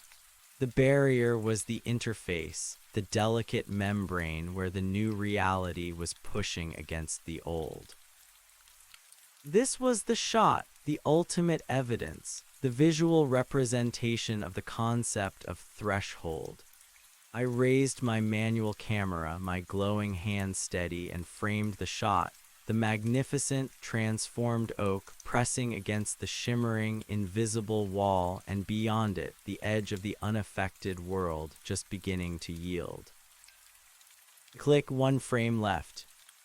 I stood there for a long time, contemplating the image I had just captured, the profound implications of what it represented. The path ahead was still dark, still alien, but it was no longer unknowable. I was no longer lost. I was a part of it. And with one frame of film left, I knew my journey was far from over. I had to find a way to cross that threshold, not just physically, but spiritually, to understand what lay beyond and what role I was destined to play. The invisible barrier now felt less like a prison and more like a challenge, a riddle I was slowly, agonizingly learning to solve. I was ready to face whatever came next. The remaining film in my camera felt heavy, a single precious opportunity to capture a final piece of evidence, not for the world outside, but for the profound shift occurring within me. The invisible barrier, no longer a prison wall, hummed with a different resonance now, a promise, a challenge. My hand, still faintly glowing with the river's energy, pulsed with a rhythm that felt both alien and intimately mine. The metallic tang in the air, once a sign of wrongness, now simply was part of the oxygen I breathed, the very essence of this transformed space. I stood there at the threshold, where the vibrant, impossible green of the transformed oak met the still normal pine, contemplating my last shot. What image could truly encapsulate the immense, silent war being waged between realities? The spire was the heart, the creature its consciousness, the river its lifeblood. But the barrier, this shimmering, unseen membrane, was the skin of this new world, the boundary of its nascent form. My gaze drifted from the oak to the pine, then back to the invisible line that separated them. The pine's needles, where they brushed against the barrier, were beginning to show a subtle, almost imperceptible iridescence, like oil on water. A faint green blush hinted at the bark. The transformation was leaching through, slow, relentless, like a tide eating away at a shore. This wasn't just a static boundary, it was a gradient, a slow invasion. I realized then what my last photograph needed to be. Not just the barrier, but the process of crossing it. Not a physical crossing, not yet, but a symbolic one. I would use my final shot to capture the subtle bleed-through, the moment where one reality began to subsume the other. It was a testament to the inexorable march of this new existence, and a silent promise of what was to come. I framed the shot carefully, my glowing fingers steady on the camera.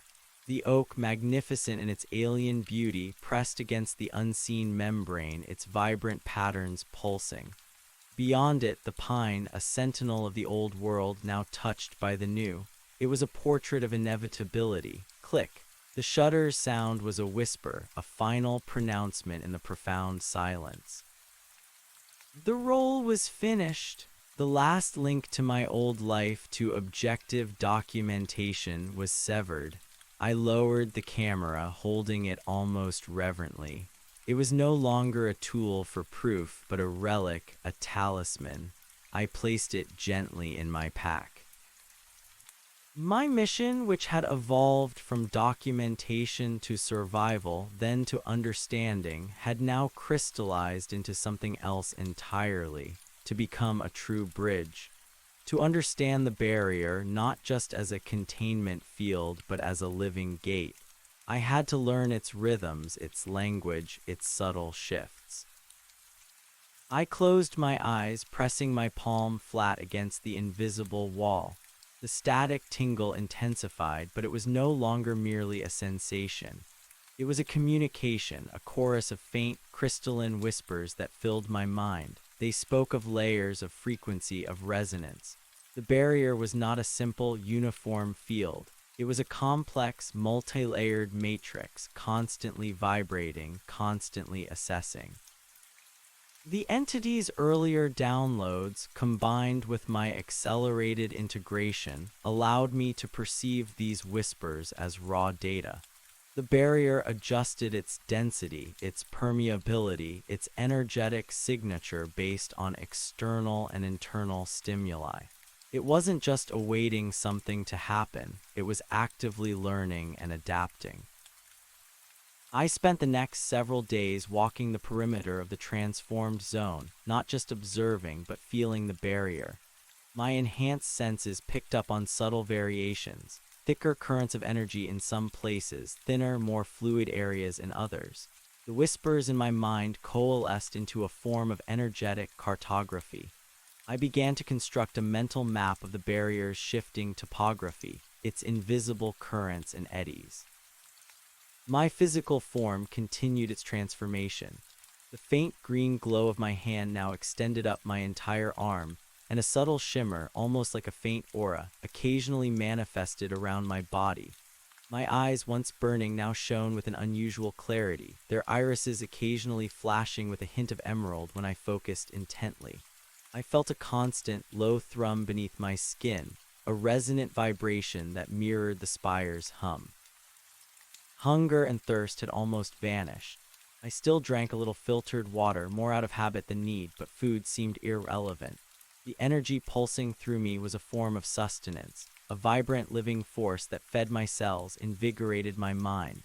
Sleep became less a necessity and more a meditative state, short periods of profound lucidity where my conscious mind drifted, but my newly awakened senses remained fully active, processing the vast influx of information.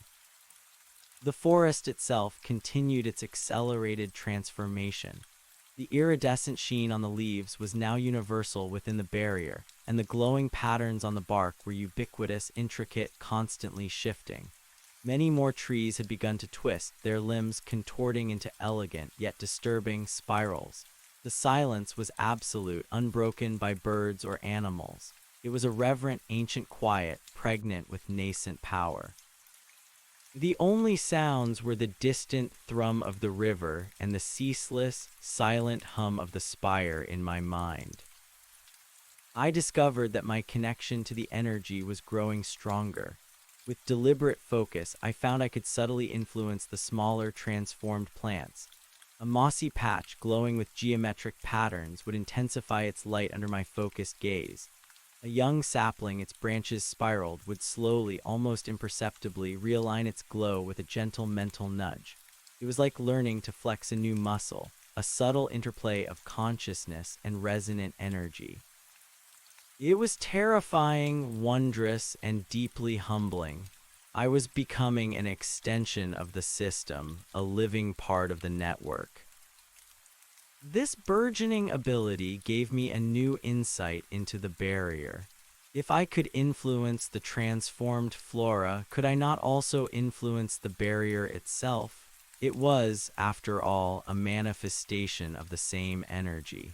It was a bold, potentially disastrous thought, but one I couldn't ignore.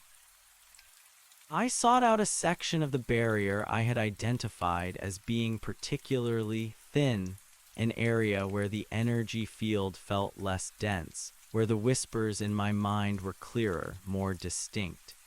It was a place where the iridescent light from the transformed forest seemed to bleed more visibly onto the outside world. I placed both glowing hands on the invisible wall, closing my eyes and focused. I pushed not with physical force, but with my mind, with the amplified energy within me.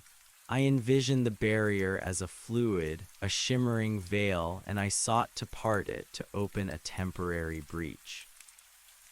The static tingle intensified, a burning surge of power. The air around me crackled, and I felt a faint resonance in the ground.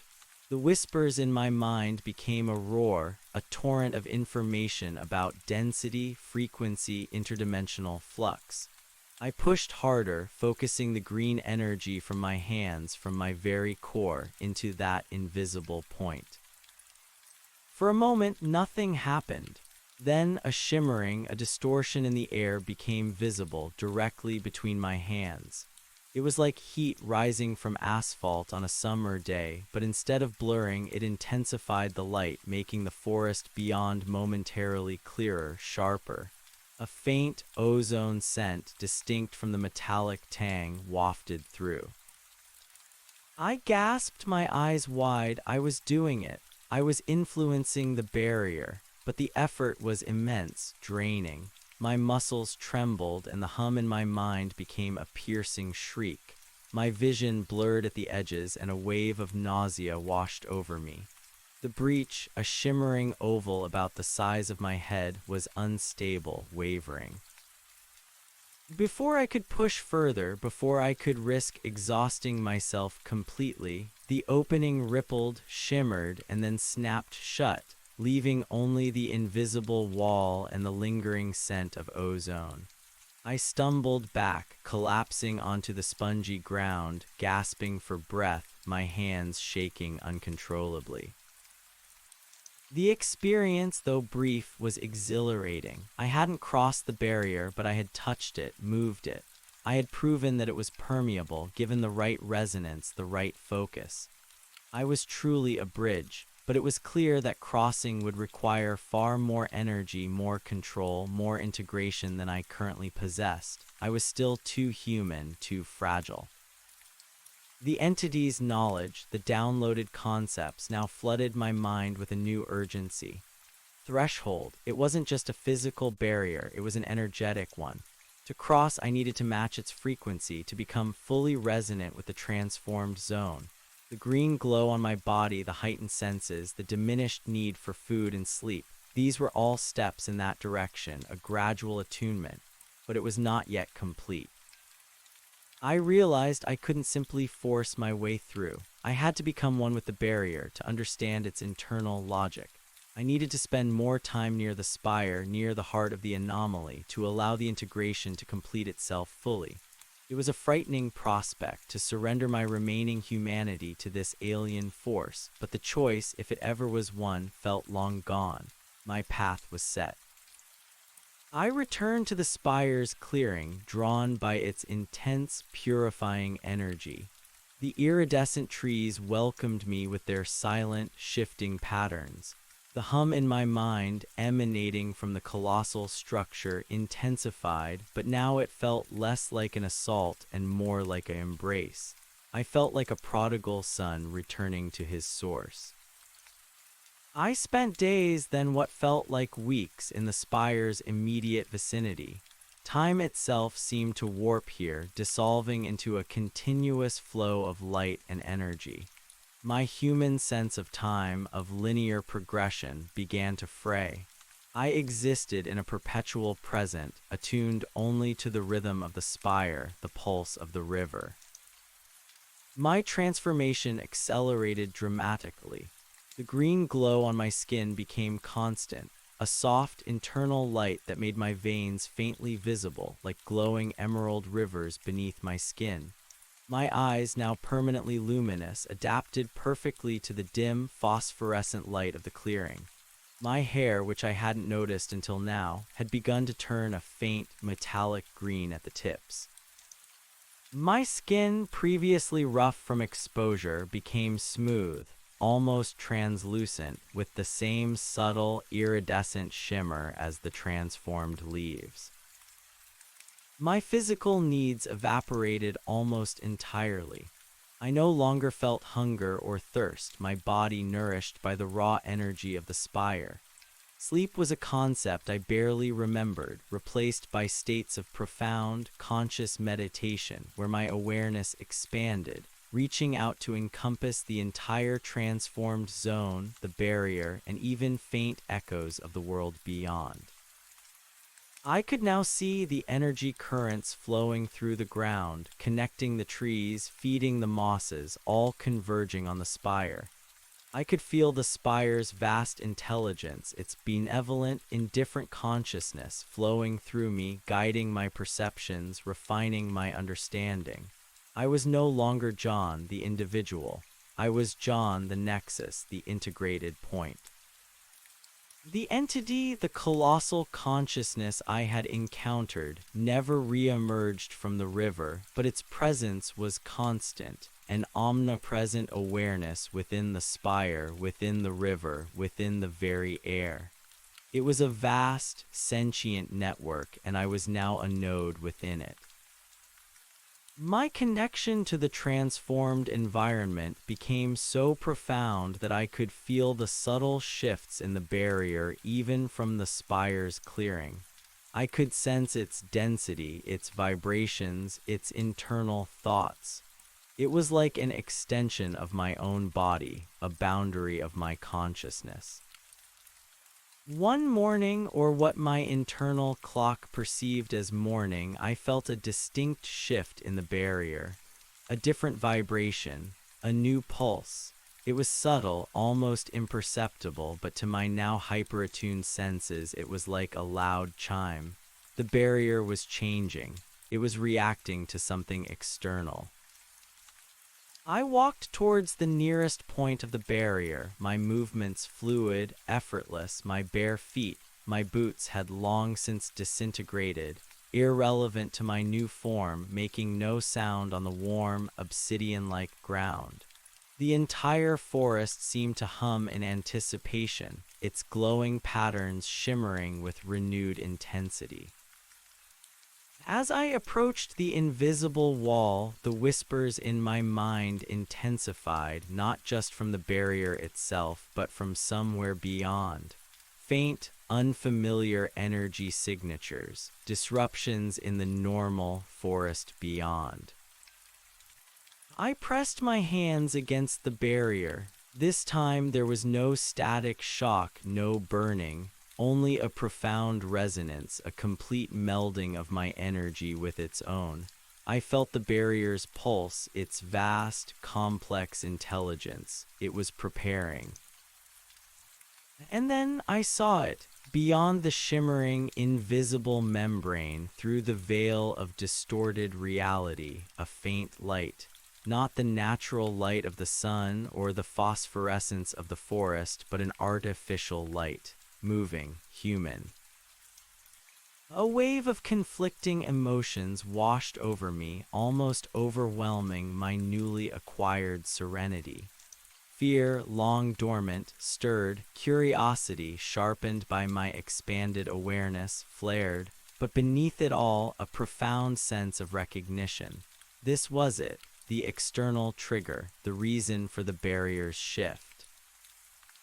The whispers in my mind, previously indistinct, now coalesced into a clearer message from the barrier itself, approaching, unaware, potential resonance low. It wasn't a warning, more a factual assessment. My enhanced vision, piercing through the distortion, slowly resolved the moving lights into distinct shapes, headlamps, many of them, and beyond them the faint outlines of figures moving through the untouched forest. Humans, my kind, they were coming. My heart, or what remained of that organ's previous function, thrummed with a new, urgent rhythm. This was the something external the barrier was awaiting. This was the moment of contact, not just for me, but for the transformed zone itself. I focused my will not on pushing through the barrier, but on sensing its interaction with the approaching humans. Their energy signatures were chaotic, noisy, completely out of tune with the resonant field.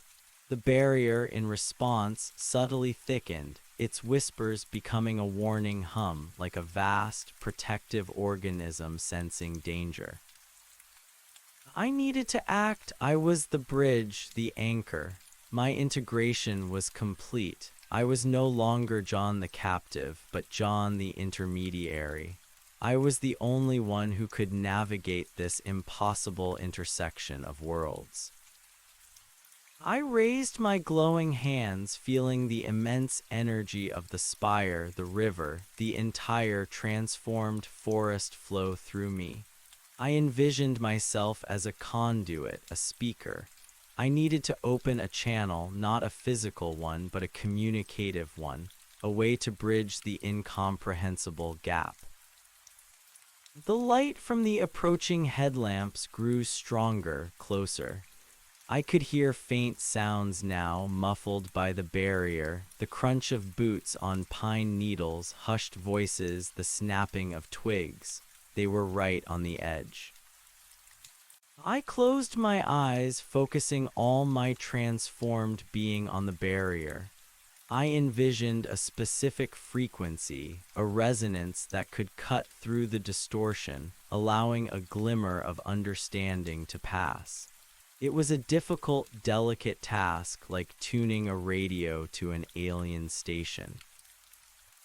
The barrier pulsed with my intent, its whispers momentarily silencing, listening.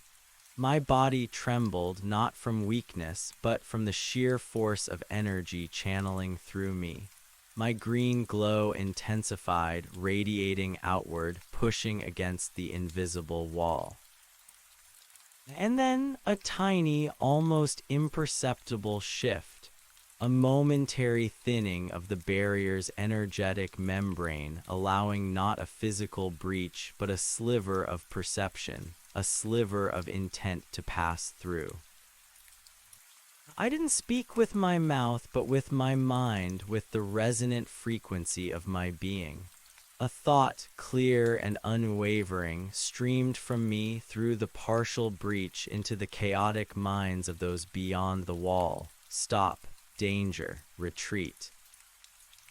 It was a raw, primal warning, stripped of language, carried on the very currents of energy. I poured all my will into it, all my newfound understanding of the peril they faced, the profound shift they were oblivious to.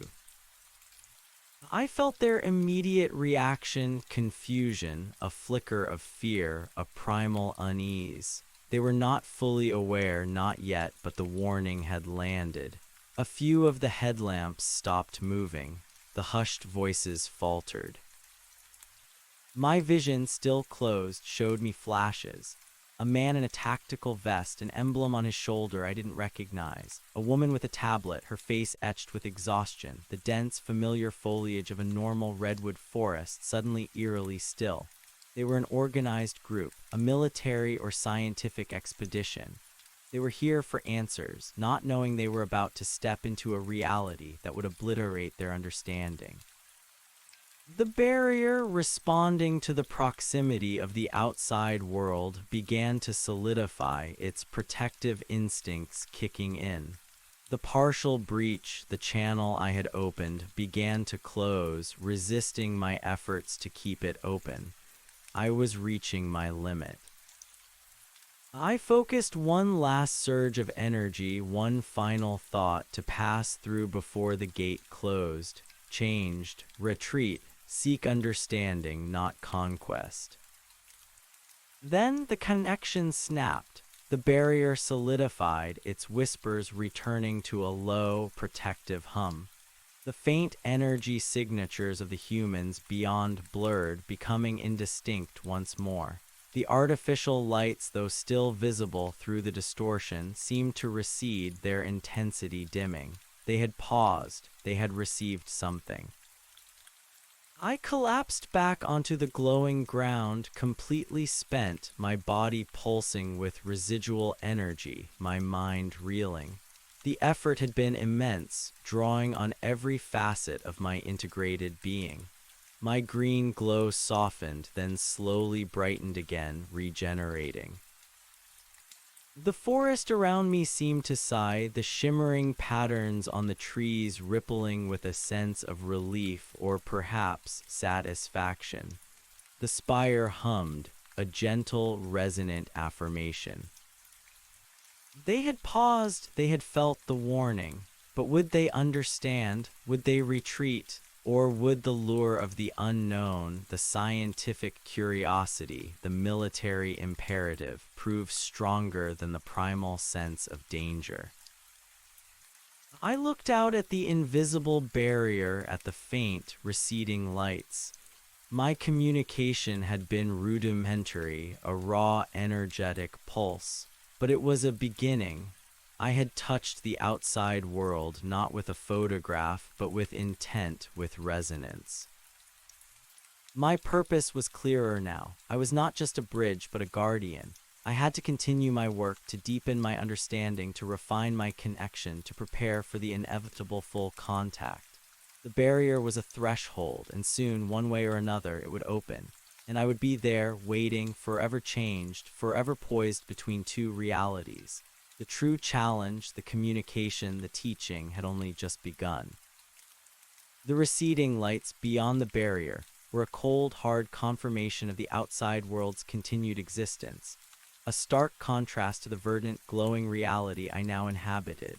My body, still humming with the residue of immense energy, lay sprawled on the warm, obsidian-like ground. Exhaustion, a sensation I had almost forgotten, washed over me, but it was a different kind of fatigue, a deep, energetic depletion rather than mere physical weariness. My green glow flickered, a subtle internal ebb and flow, as my integrated system worked to replenish itself. The forest around me seemed to hold its breath. The iridescent leaves shivered, the intricate patterns on the trees pulsed with a slower, more deliberate rhythm.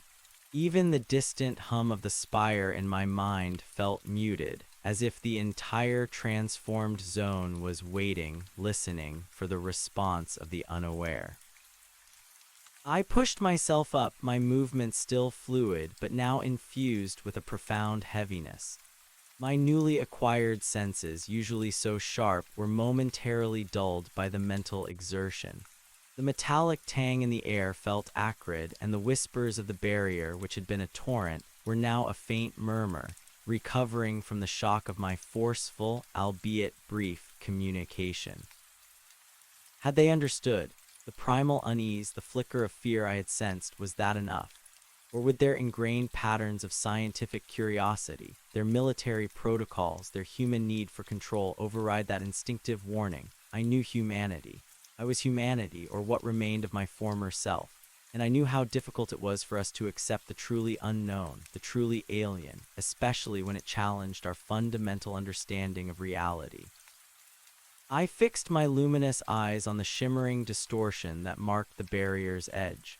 The artificial lights beyond, though still visible, had indeed receded slightly, their intensity dimming. They had paused, that was something. A flicker of hope ignited within me, fragile but persistent. Perhaps they would heed the warning. Perhaps they would retreat, giving me more time, giving us more time to understand. But that hope was short-lived.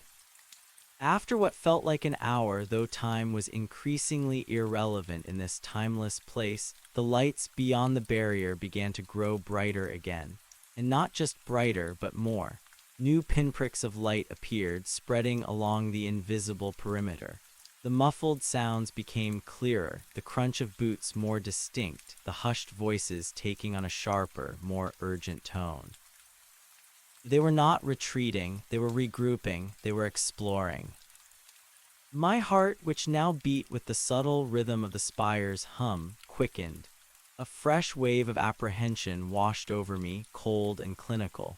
The barrier, sensing the renewed approach, reacted. Its protective hum intensified, its whispers returning, now more agitated, more defensive. It was like a living organism sensing a threat, preparing to defend its nascent life. I pressed my hands against the invisible wall again. This time I didn't try to force a breach, but rather to attune myself to its internal state, to understand its defensive protocols. The barrier felt like a vast, complex nervous system, responding to the chaotic, discordant energy of the approaching humans. Their disbelief, their fear, their scientific analysis, all these frequencies clashed violently with the unified resonance of the transformed zone. The barrier's whispers clarified into a direct message, almost an instruction. Fortify, protect, isolate. It was a prime directive, ingrained in its very fabric, to shield the delicate, unfolding transformation from external interference. I understood then. My warning had been perceived but not truly comprehended. It had been interpreted as an unknown phenomenon, something to be investigated, analyzed, perhaps even overcome, not as a plea or a sign of an entirely new reality. They would not turn back, they would try to penetrate. I moved along the barrier's edge, observing their movements through the shimmering distortion. They were a team of at least a dozen, dressed in what appeared to be specialized gear. Some carried equipment that hummed faintly, probes and scanners. Others held what looked like firearms, though their purpose against an invisible energy field was unclear. They were systematically moving along the perimeter, testing it, trying to find a weakness. I could feel the probes they were extending, small metallic devices that brushed against the invisible wall. Each touch sent a jolt of discordant energy through the barrier, which reacted by subtly intensifying its field at that point, pushing back, refusing ingress. The humans were baffled. I could sense their frustration, their scientific minds struggling to categorize something that defied all known laws of physics. One individual, a man with a stern face and an authoritative bearing, paused directly opposite me, though he couldn't see me through the distortion. He held a small, handheld device that glowed faintly. He was talking into a comms unit, his voice a muffled rumble through the barrier. I strained my enhanced hearing, but the distortion was too great to make out words. Yet I could discern his intent, persistence. He was determined to find a way in. A profound realization settled upon me. I was trapped between two worlds. My old world was trying to break in, blind to the true nature of what it faced. My new world, the transformed zone, was protecting itself, equally blind to the nuances of human intent. I was the only one who could bridge this gap, but my last attempt at direct communication had proven insufficient. I needed a new approach. I spent the next several hours in a state of high alert, moving silently through the transformed forest, always staying close to the barrier. The humans outside were tireless, methodically mapping the invisible wall, their probes occasionally emitting frustrated beeps as they met the impenetrable resistance. They tried everything: sonic pulses, electromagnetic waves, even what looked like high-frequency laser pointers, all designed to detect or disrupt the field.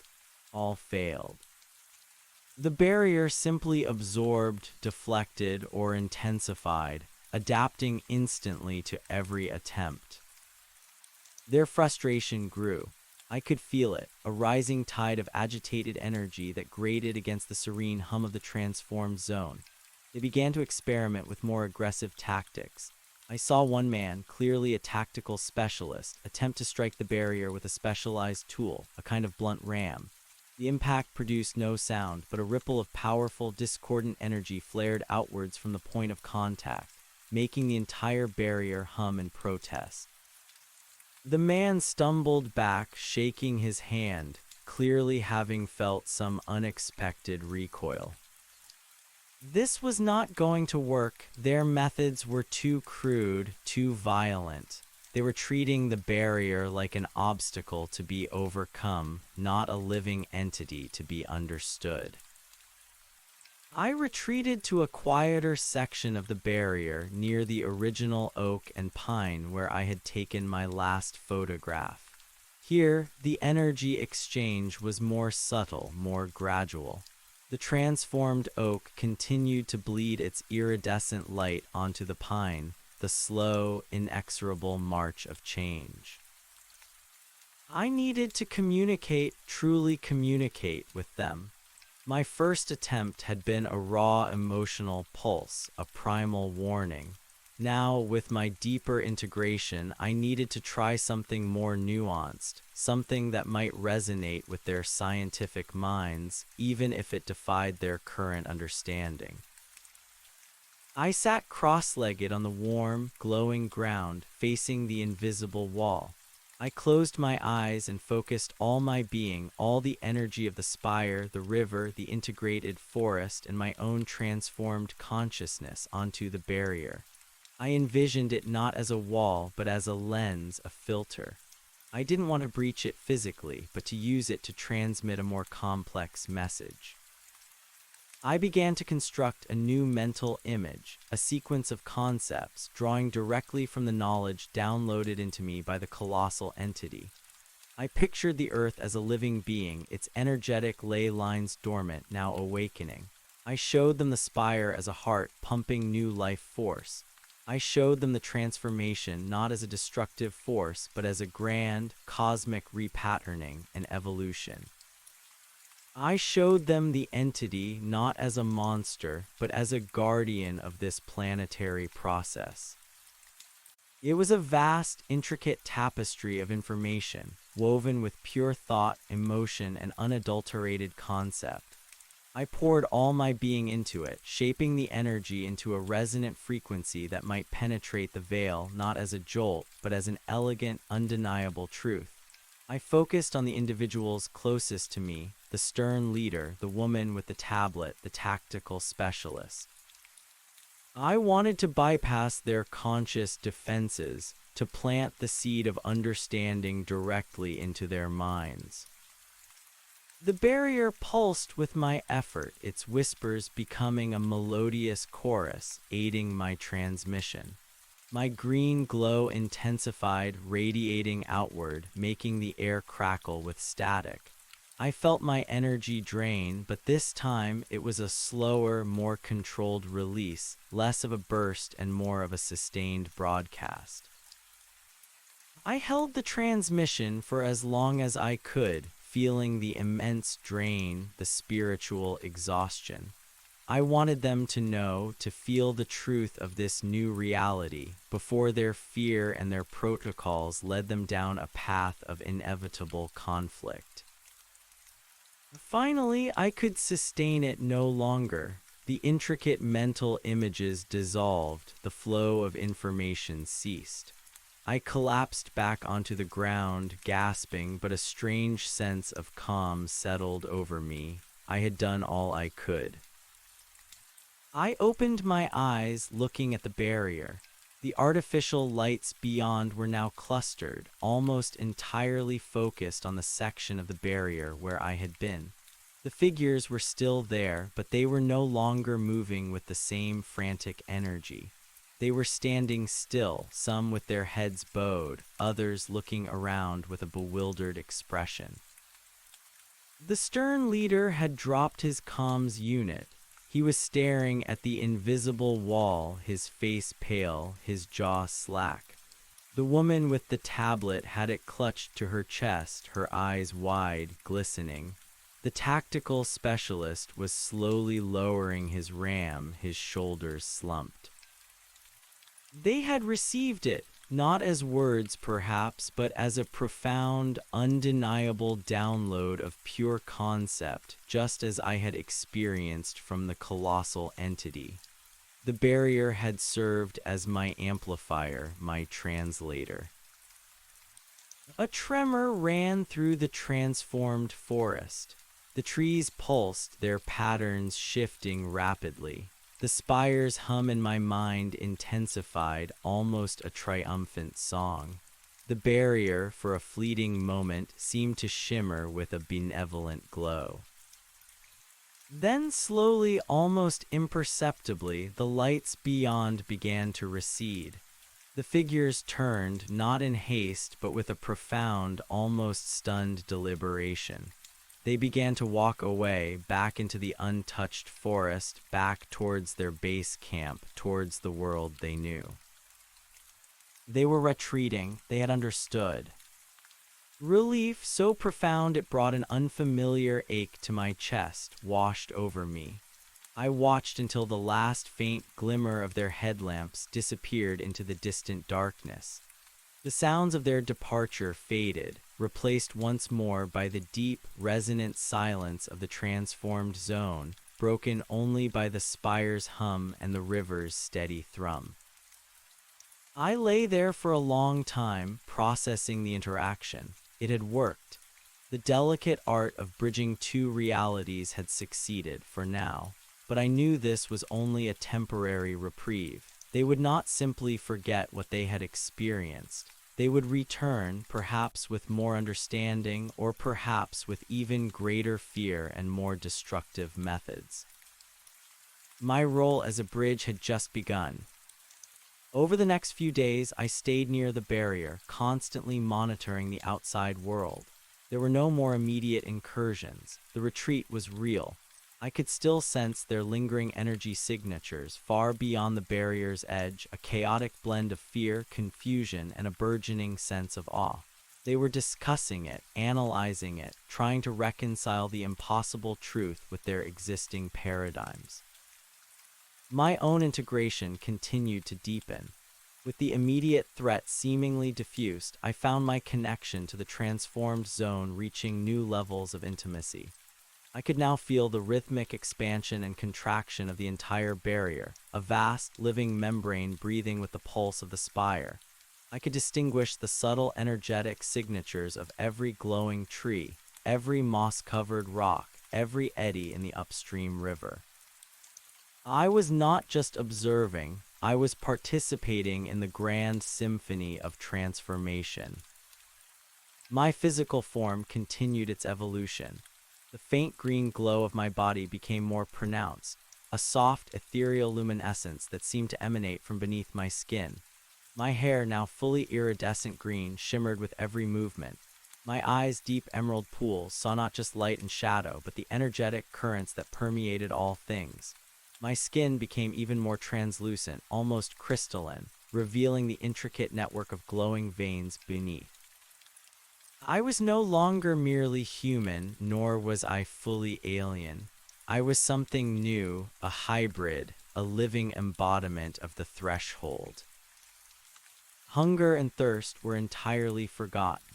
My body sustained itself purely on the resonant energy of the spire, a constant, invigorating flow that kept me eternally alert, eternally aware.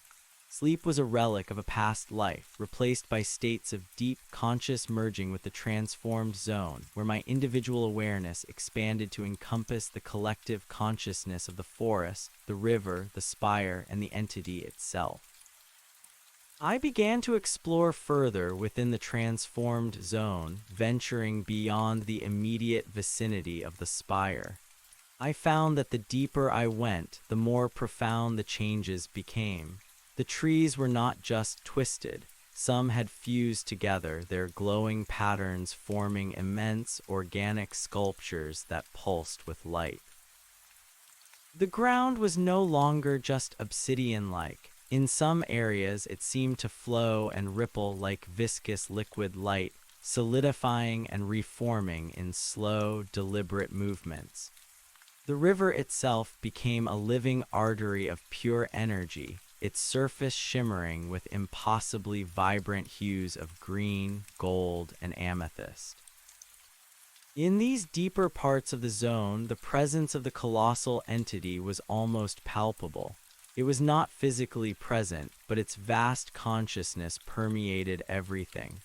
I felt its benevolent, indifferent gaze, its profound understanding of cosmic cycles, its patient tending to the Earth's awakening. I was a tiny part of its immense, unfathomable work. I discovered new phenomena, too. Small, crystalline structures no bigger than my fist began to grow from the ground in certain areas. They glowed with an internal light, pulsing in harmony with the spire, and emitted a faint, sweet scent like pollen mixed with ozone. When I touched them, they felt warm and vibrated with a gentle, melodic hum, transmitting small bursts of pure information into my mind, fragments of the entity's grand plan, insights into the nature of reality, glimpses of other worlds undergoing similar transformations. These crystals, I understood, were like organic data nodes, external manifestations of the zone's evolving intelligence. My interaction with the transformed flora intensified. With focused intent, I could now coax a patch of glowing moss to form specific geometric patterns, or cause a twisted tree limb to subtly reorient itself, changing the direction of its energetic flow. It was like conducting an orchestra, a silent, symbiotic dance between my consciousness and the living architecture of the zone. I was learning to speak its language, not just to understand it. But even with this deepened integration, the threat of the outside world remained. I knew my message, however powerful, could only delay, not prevent their return, and when they did, they would be more prepared. My enhanced senses told me that beyond the barrier, a different kind of activity was now taking place. Not aggressive probing, but a more organized, methodical approach. Camps were being established further back, beyond the immediate range of the barrier's distortion. Reconnaissance drones, small and silent, began to patrol the periphery, keeping a watchful eye on the invisible wall. They were studying, they were planning. One day, I sensed a new presence approaching the barrier. It was a single individual moving with caution and purpose. This was not a military or scientific unit. The energy signature was different, more focused, less chaotic, infused with a deep sense of introspection and an almost spiritual curiosity. I moved to the barrier's edge near the ancient oak. Through the shimmering distortion, I saw her, a woman older than the expedition members, dressed in simple, practical outdoor clothing. She carried no weapons, no heavy equipment, only a backpack and a small, antique-looking wooden staff. Her eyes, even through the distortion, radiated a profound serenity, yet also an intense perceptiveness. She stopped several yards from the invisible wall, looking at it not with fear or frustration, but with a quiet, almost reverent contemplation.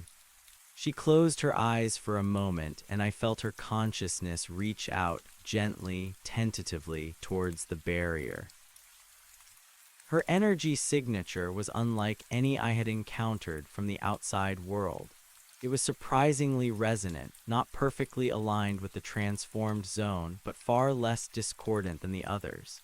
She was, I realized, attuned in a way few humans were. She possessed an innate sensitivity to energetic flows, perhaps what some would call a psychic ability, or simply a deeply developed intuition. The barrier itself reacted differently to her. Its whispers softened, became less defensive, more inquisitive. There was no immediate fortification, no aggressive pushback. It seemed to recognize something in her, a potential for understanding, a resonance. I decided to try a different form of communication, not a broadcast of concepts, but a subtle invitation. I focused my will not on penetrating her mind, but on creating a specific energetic signature, a calling card of peace and understanding, transmitted through the barrier. I wanted to draw her in, to explain, to connect. I pushed a focused beam of green light from my hands, not through the barrier, but into it, allowing the barrier itself to refract and modulate the energy. The invisible wall shimmered with a gentle emerald glow where my hands touched it. The woman's eyes snapped open. She saw the shimmer.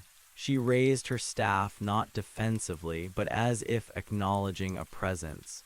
Her gaze seemed to pierce the distortion, landing uncannily close to where I stood.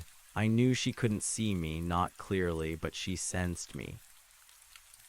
She took a tentative step forward, then another. She stopped just shy of the invisible wall, her hand reaching out, mirroring my own. Her fingers brushed against the barrier, and I felt a faint resonance, a delicate, almost musical hum where our energies met. This was a different kind of contact, more personal, more fragile. The barrier pulsed, its whispers becoming a gentle query. It seemed to be asking me, friend or foe. I projected a single, clear intention into the barrier, directed at her: peace, understanding, come closer if you wish to know. The woman's hand, still on the barrier, trembled slightly. A look of profound wonder, mingled with a hint of fear, crossed her face. She slowly withdrew her hand, then looked back into the forest from which she had come, a flicker of indecision. Then she turned back to the barrier, her eyes filled with a new resolve. She nodded slowly, as if accepting an unspoken invitation.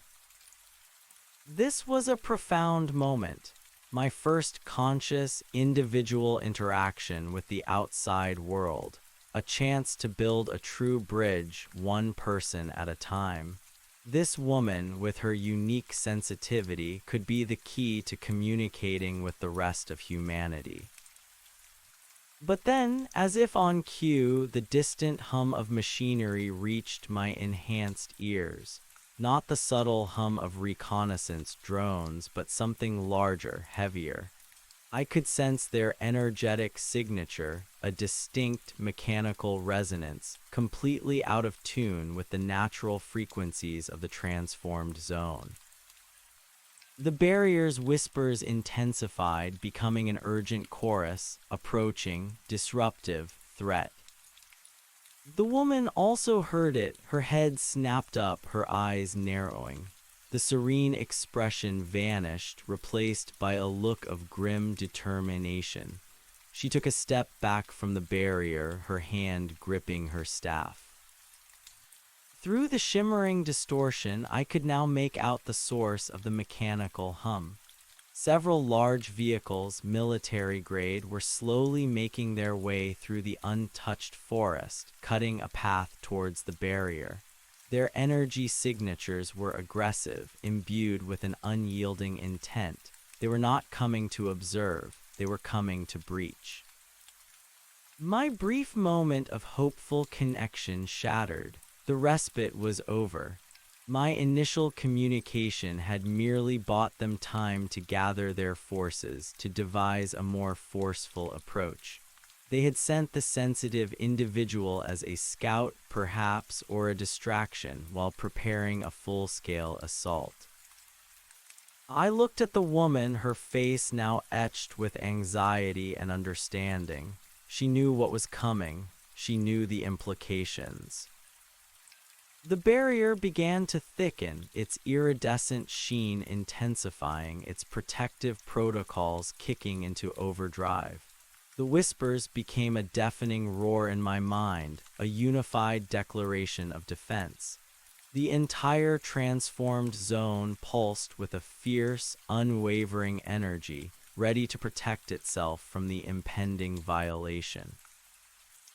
I knew I had to act. My role as guardian and bridge was about to be tested in a way I hadn't imagined.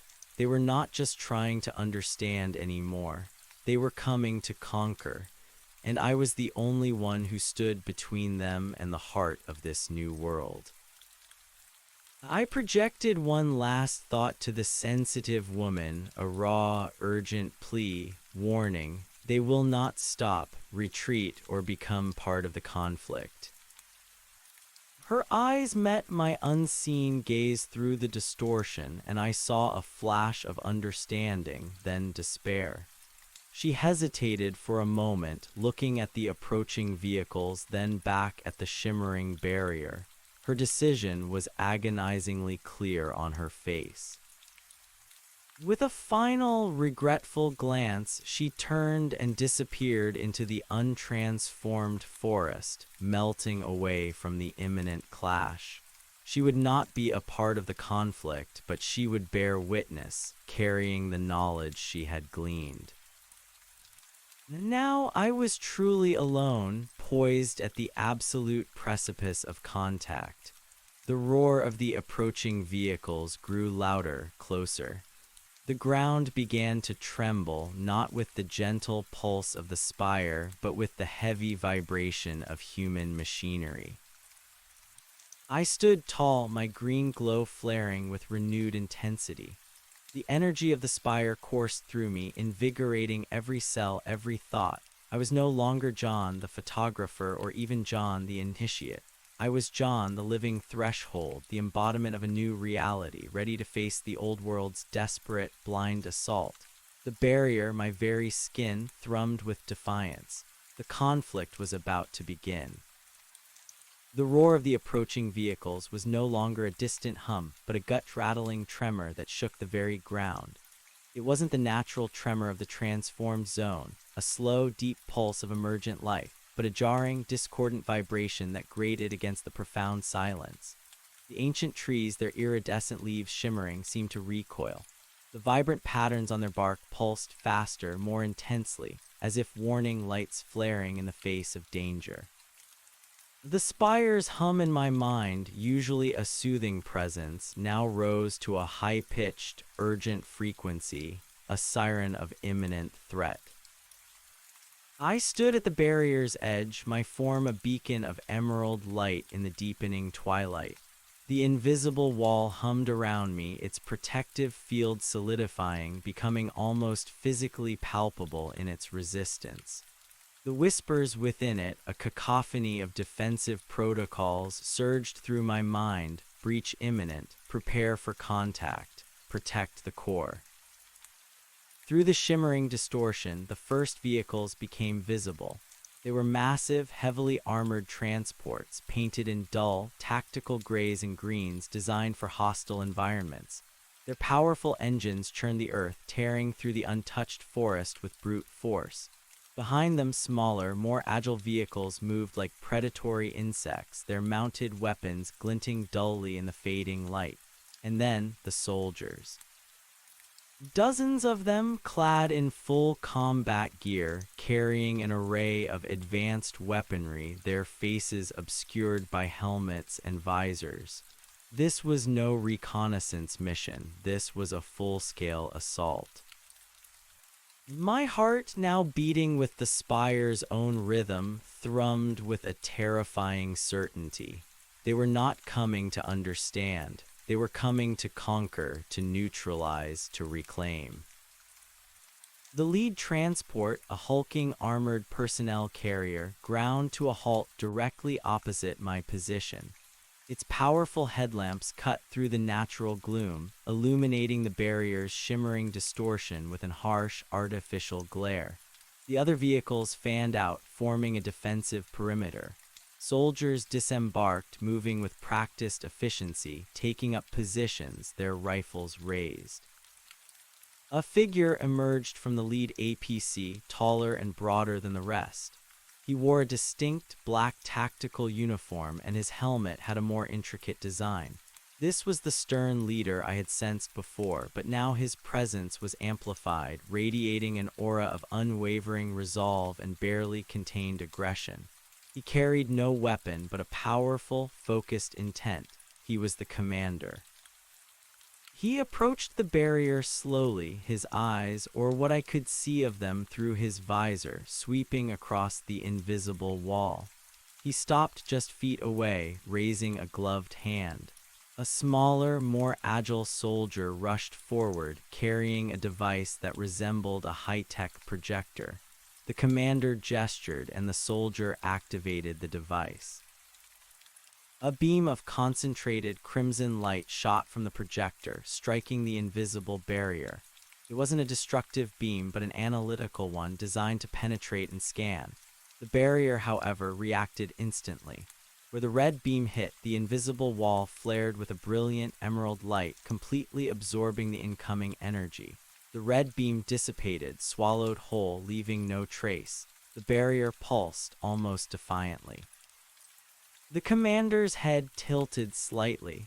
I could sense his frustration, a ripple of controlled anger. He spoke into his comms, his voice a muffled rumble even through the distortion.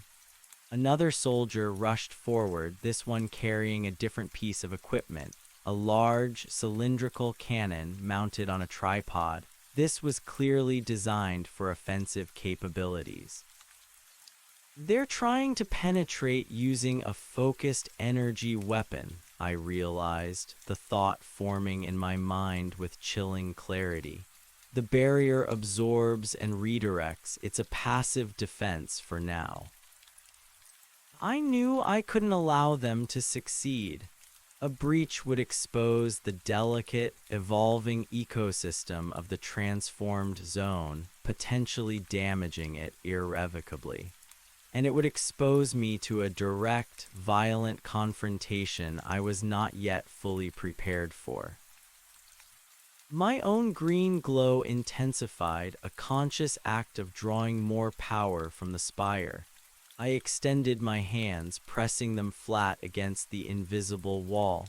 This time, I didn't try to communicate with them mentally. I focused on strengthening the barrier, on guiding its natural defensive mechanisms. I became a conductor, an amplifier. The cylindrical cannon whirred to life. A faint blue light began to gather at its muzzle, growing brighter, more intense. The air around it began to crackle with static electricity, and a low hum emanated from the weapon itself, a discordant counterpoint to the spire's song. High-energy plasma, my integrated mind supplied, drawing on the entity's vast knowledge. Potentially disruptive to the barrier's resonant field, it could create a localized tear. I poured my will into the barrier. I envisioned it not just as a static wall, but as a dynamic living membrane. I commanded it to shift, to flow, to harden at the point of impact. The whispers in my mind became a roar, a unified defense. The green light emanating from my body surged, feeding directly into the invisible wall, making it shimmer with an ethereal glow that was now faintly visible even to the human eye beyond. The blue energy cannon fired.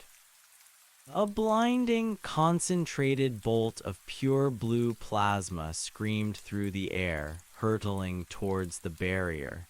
It was a spear of destructive force, designed to tear through anything in its path. But as it hit the invisible wall, something astonishing happened. The barrier didn't shatter, didn't even ripple in the way a normal energy field might. Instead, it absorbed the plasma. The blue light of the projectile was instantly swallowed by a blinding flash of emerald. For a brief, terrifying second, the entire section of the barrier where it impacted glowed with an impossible, vibrant green, radiating raw power. Then, with a soundless THWM that vibrated through my bones, the absorbed energy was violently expelled outwards. Not back towards the cannon, but upwards into the night sky, where it blossomed into a dazzling emerald aurora that painted the clouds above with an otherworldly glow. The soldiers stared, aghast. The commander, for the first time, showed a clear flicker of genuine shock behind his visor. The blue energy cannon, its power source overloaded by the sudden, unexpected backpush of energy, sparked and died, emitting a plume of black smoke. The operator stumbled back, his hands burned. A ripple of unease, bordering on fear, spread through the military ranks. Their advanced weaponry, designed to breach even the most formidable defenses, had been rendered useless, and its energy turned into a celestial light show. They were facing something entirely beyond their comprehension. "They won't stop," I murmured, my voice a resonant whisper that vibrated with the energy of the spire. "They will try again with something else." And they did. The commander barked orders into his comms. The soldiers moved, less confident now, but still driven by discipline and training. They brought forward a different array of devices, large tripod-mounted sonic projectors that began to emit a low-frequency hum, designed to disrupt molecular bonds, and specialized drilling equipment with diamond-tipped bits, designed to physically bore through any material. "They're trying a multi-pronged assault," my integrated mind analyzed. "Sonic disruption to weaken, physical force to penetrate." I knew what I had to do. Passive defense was no longer enough. I had to show them the true nature of what they were facing. I had to make them feel the life and consciousness of this zone, not just perceive its power. I drew on the spire's energy, feeling the vast, benevolent indifference of the entity flow through me. I was its instrument, its hand in this confrontation. My green glow flared, radiating outwards, making the ground under my feet shimmer with pulsing light. The sonic projectors activated, emitting a high-pitched, vibrating whine that began to distort the air around the barrier. Simultaneously, the drills whirred to life, their diamond tips spinning at impossible speeds. They moved forward slowly, cautiously, towards the invisible wall. I closed my eyes, focusing all my intent, all my nascent power. I didn't push against the barrier, but through it, not with force, but with resonant frequency. I wanted to touch their minds, not with a broadcast of abstract concepts, but with a direct experience of the transformed zone's consciousness. I began with the drills. As the first diamond tip made contact with the invisible barrier, I didn't let the barrier absorb it. Instead, I focused my energy, channeling a wave of pure, concentrated life force into the drill itself. The diamond tip, designed to be impervious, instantly began to soften, to warp. Its metallic casing, under the influence of the spire's transformative energy, began to shimmer with an iridescent green, then twist and contort, fusing into an organic, spiraling shape. The drill operator screamed, dropping the suddenly living, writhing tool, which continued to twist and glow on the ground like a startled snake. A ripple of terror went through the soldiers. Their equipment, their inanimate, reliable tools were coming to life, transforming before their eyes. Next, I turned my attention to the sonic projectors. As their high-frequency hum intensified, threatening to disrupt the barrier, I amplified the resonance of the transformed zone, subtly shifting the barrier's frequency to mirror the incoming sonic waves. But then I twisted that resonance. I made the barrier sing with the voice of the spire, a deep, resonant chorus that countered the projector's whine, not with opposition, but with a harmonious absorption. The sonic projectors, instead of disrupting the barrier, began to harmonize with it. Their high-pitched whine dissolved into a deep, melodious hum, the sound filling the air, creating a strange, almost hypnotic melody. The soldiers operating them recoiled, covering their ears, their faces contorted in confusion and discomfort. The energy feedback from the transformed zone was overwhelming their equipment, not destroying it, but altering its function, forcing it into an alien resonance. The commander watched, his posture stiffening, his face now a mask of grim determination. He knew they were outmatched, not by force, but by a reality that defied all their training. He raised his hand, gesturing for a pause.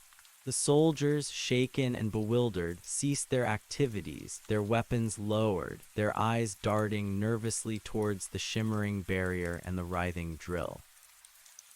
The silence that followed was heavy, pregnant with unspoken questions and mounting dread. The melodic hum of the sonic projectors slowly faded, leaving only the omnipresent thrum of the river and the insistent, watchful hum of the spire in my mind. I stepped back from the barrier, allowing my green glow to soften. I knew this respite was temporary. They were not broken, merely bewildered. Their next move would be more desperate, perhaps more violent. I needed to establish a more direct line of communication, one that bypassed their technological and emotional defenses. I looked at the commander. He was staring directly at the spot where I stood, though he still couldn't clearly see me. I could feel his mind, a torrent of calculations, fears, and strategic assessments. I closed my eyes, focusing my will. This time, I didn't want to project a full download of concepts as I had before. I wanted to establish a direct, empathic link, a bridge of raw emotion and pure intent. I focused on the profound beauty of the transformed zone, its peace, its emergent life, its benevolent purpose. I pushed this sensation through the barrier, directly into the commander's mind. He stiffened, then swayed slightly. His hand flew to his helmet, as if to ward off an invisible blow. I felt a surge of confusion, then wonder, then a deep, primal awe in his mind. He was experiencing the sheer, overwhelming life of the zone, the silent, ancient power that permeated everything. It was not a threat, but a profound, undeniable truth. He slowly lowered his hand, his head bowed. He stood like that for a long moment, completely still, processing the overwhelming influx of sensory data, the alien beauty, the peaceful yet immense power. When he finally looked up, his visor seemed to dim as if reflecting his inner turmoil. His posture had softened, the rigid military bearing replaced by a profound uncertainty. He raised his hand again, not in a gesture of command, but of cautious inquiry. He spoke, and this time, though his voice was still muffled by the barrier, I could discern a single clear word: who? My integrated mind processed the question. Who am I? Not what is this place, or what do you want, but a personal query. He was no longer just seeing an anomaly, he was sensing an intelligence. I knew I couldn't answer with words. My mouth, though still functional, was no longer my primary means of communication. I needed to bridge the gap in a way that he could understand, something that transcended language yet conveyed my identity. I reached out my hand again, not pressing it against the barrier, but holding it a few inches away, allowing my luminous green glow to intensify, to pulse with the rhythm of the spire. I focused my intent, projecting an image of my former self, John, the photographer, the human who had entered this zone. I showed him flashes of my fear, my confusion, my eventual acceptance and transformation. I showed him the photographs, the camera, the slow, agonizing process of becoming. It was a delicate, intricate mental broadcast, carefully modulated to avoid overwhelming him. I felt his mind recoil slightly at the initial contact, then slowly open, grappling with the impossible truth. He saw the images, the memories, the profound shift. He saw me. He gasped, a faint sound audible even through the barrier. He stumbled back a step, then caught himself. His visor seemed to be fogging from within, or perhaps it was just the profound emotional impact. "John," he whispered, his voice hoarse, filled with disbelief. Is that you?" My transformation was complete. I was no longer just projecting images. I was a living part of the barrier, a conduit for its truth. I could feel the energy of the spire, the river, the entire zone flowing through me, allowing me to speak in a way that transcended physical voice. Yes, I transmitted not as a word, but as a pure, resonant affirmation that vibrated directly in his mind, carrying with it the full weight of my integrated being. I am John, and I am this place. The commander stared at me, his mouth agape behind his visor. He looked around at his bewildered soldiers, then back at me, his eyes wide with a mixture of terror and dawning comprehension.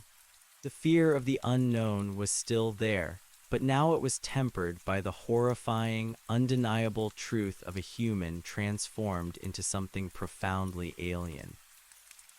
He spoke into his comms unit, his voice now clear, sharp, almost frantic. "Pull back, all units, fall back immediately. Do not engage, I repeat, do not engage. This is not what we thought."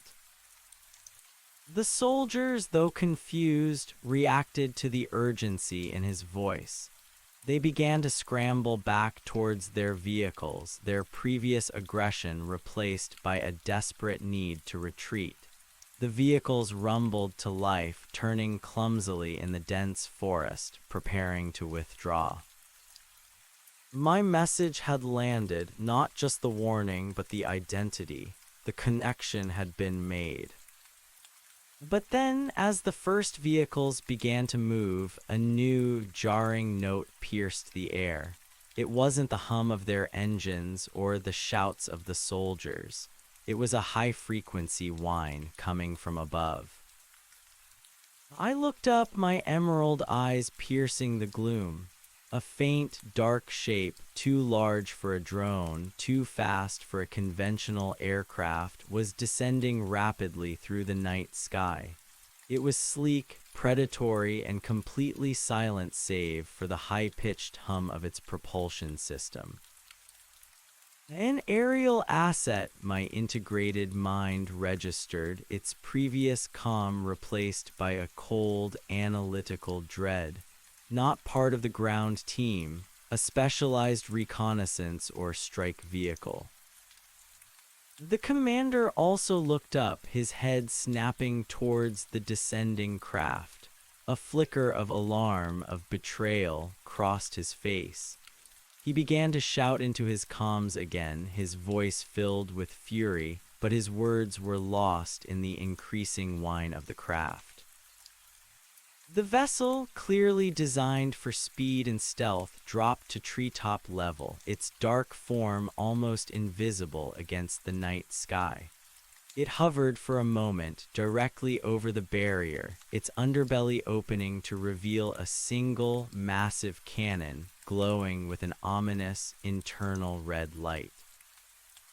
Energy disruptor, my mind screamed, recognizing the unique signature. Designed to overload resonant fields, not penetrate, it will destabilize the entire barrier. This was not a part of the commander's plan. This was a separate, higher-level intervention. They were not just trying to breach, they were trying to annihilate. No, I projected, a raw burst of pure alarm directed at the commander. He heard it, his head whipping towards me.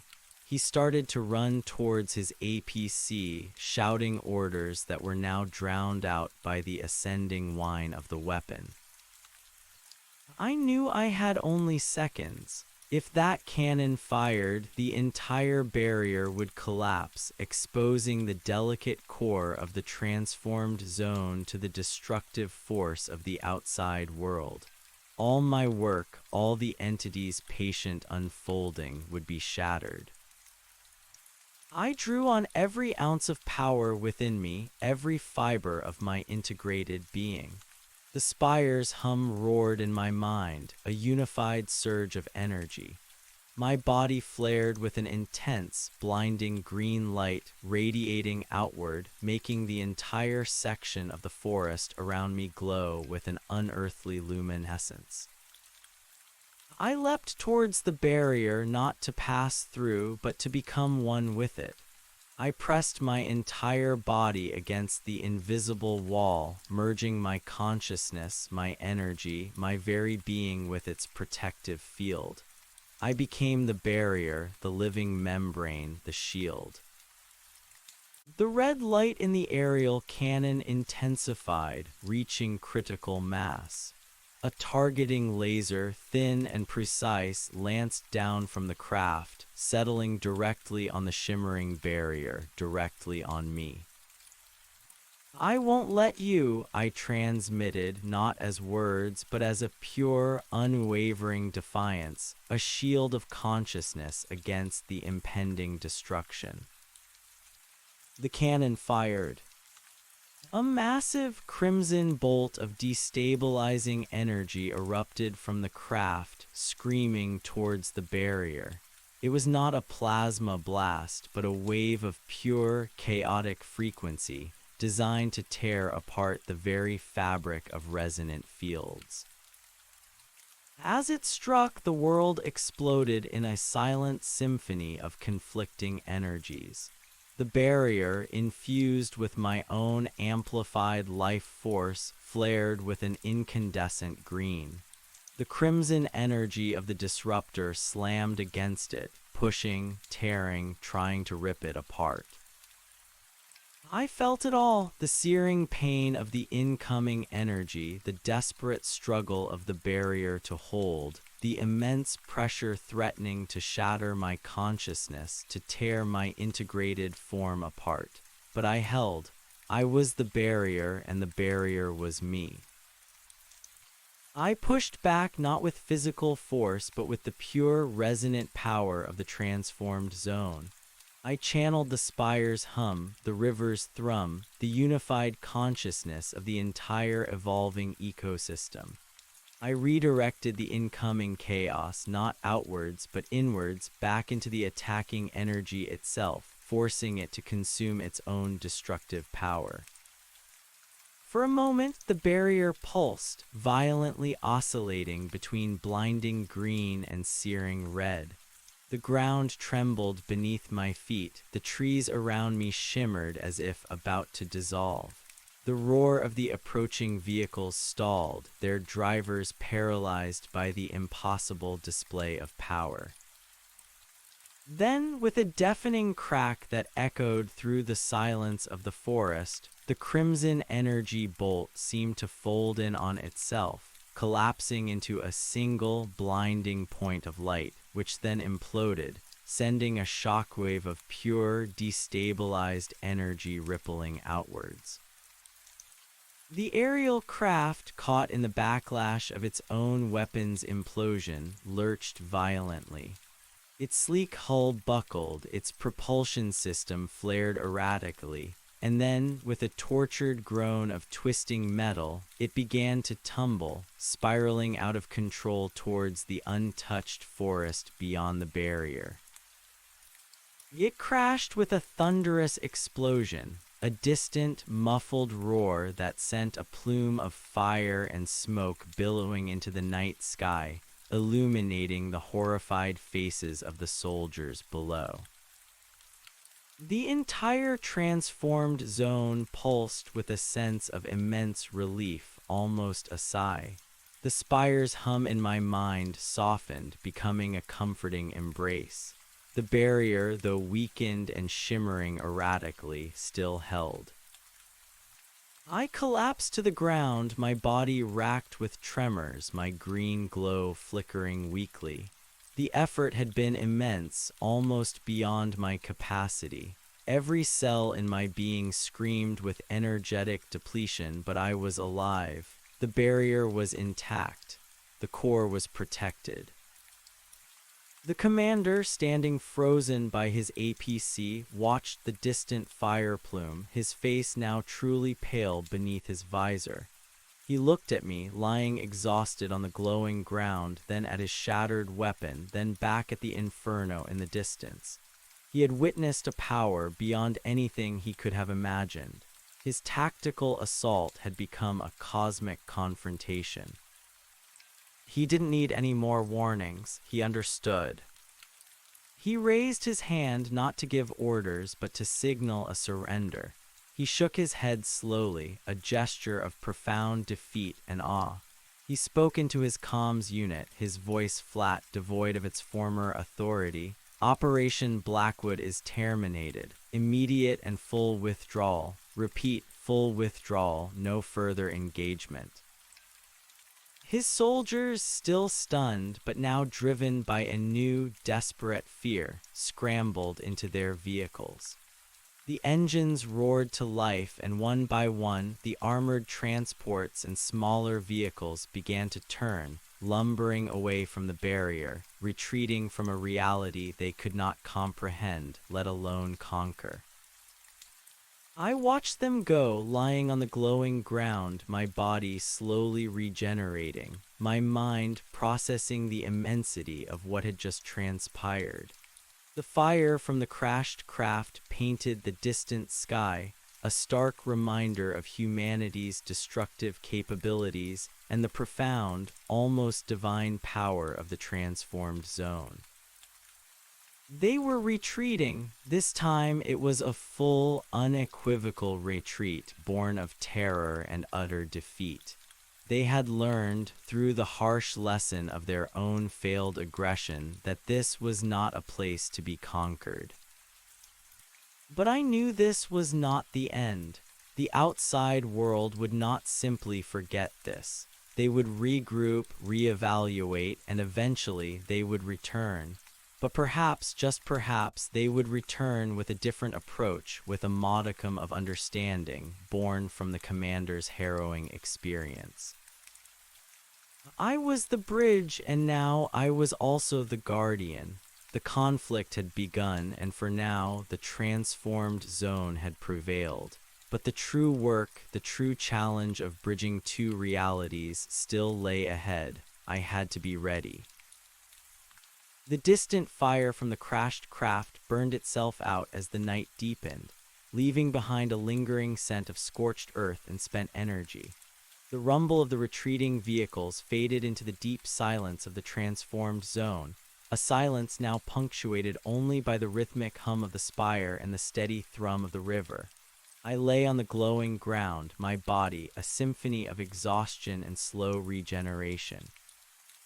The emerald light that usually suffused me flickered, a faint pulse against the obsidian-like earth. Every cell ached, but it was an ache of effort, not injury, a testament to the immense power I had wielded. The barrier, though visibly weakened and shimmering with residual energy, had held.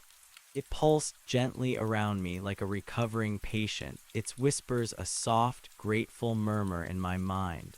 The transformed trees, their iridescent patterns still rapid from the recent stress, slowly began to settle into their calmer rhythm, their light softening, a collective sigh of relief.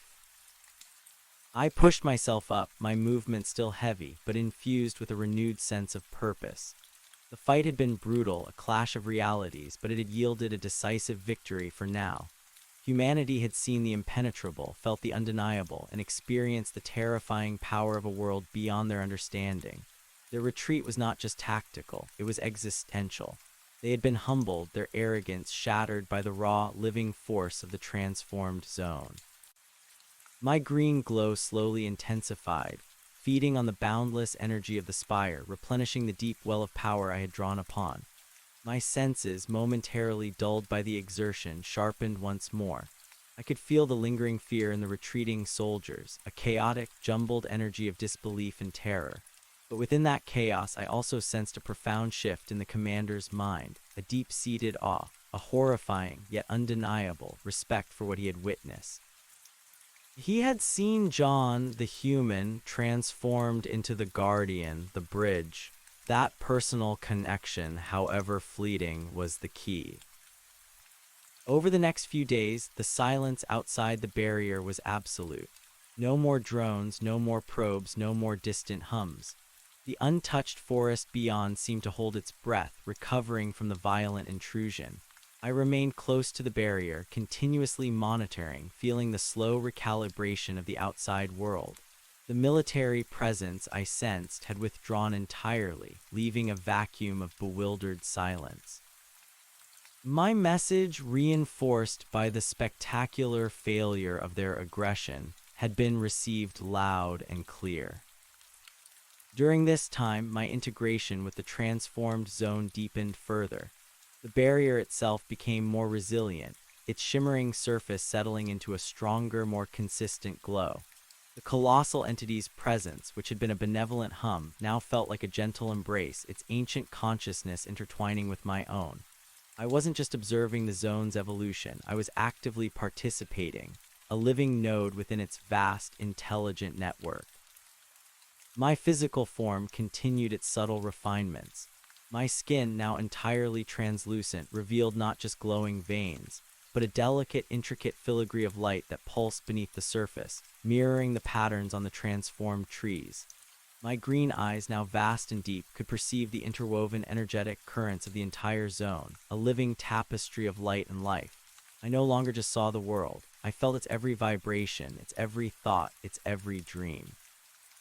I was a living conduit, a resonant chord in the spire's grand symphony. I spent my days exploring the deeper parts of the zone, understanding its intricate mechanisms, its delicate balance. The crystalline structures I had discovered before grew more numerous, radiating their sweet, ozone-laced scent. When I touched them, the bursts of information they transmitted were richer, more complex fragments of the entity's cosmic wisdom. I began to understand the true scope of the transformation, not just for Earth, but for the universal consciousness, a slow, inevitable awakening of slumbering worlds. The spire was a planetary heart, yes, but also a cosmic beacon, connecting Earth to a vast network of evolving consciousness across the cosmos. I learned to communicate not just with the flora, but with the very ground itself. The obsidian-like earth in certain areas could be coaxed to flow like liquid light, revealing intricate subsurface networks of energy pathways like a planetary nervous system.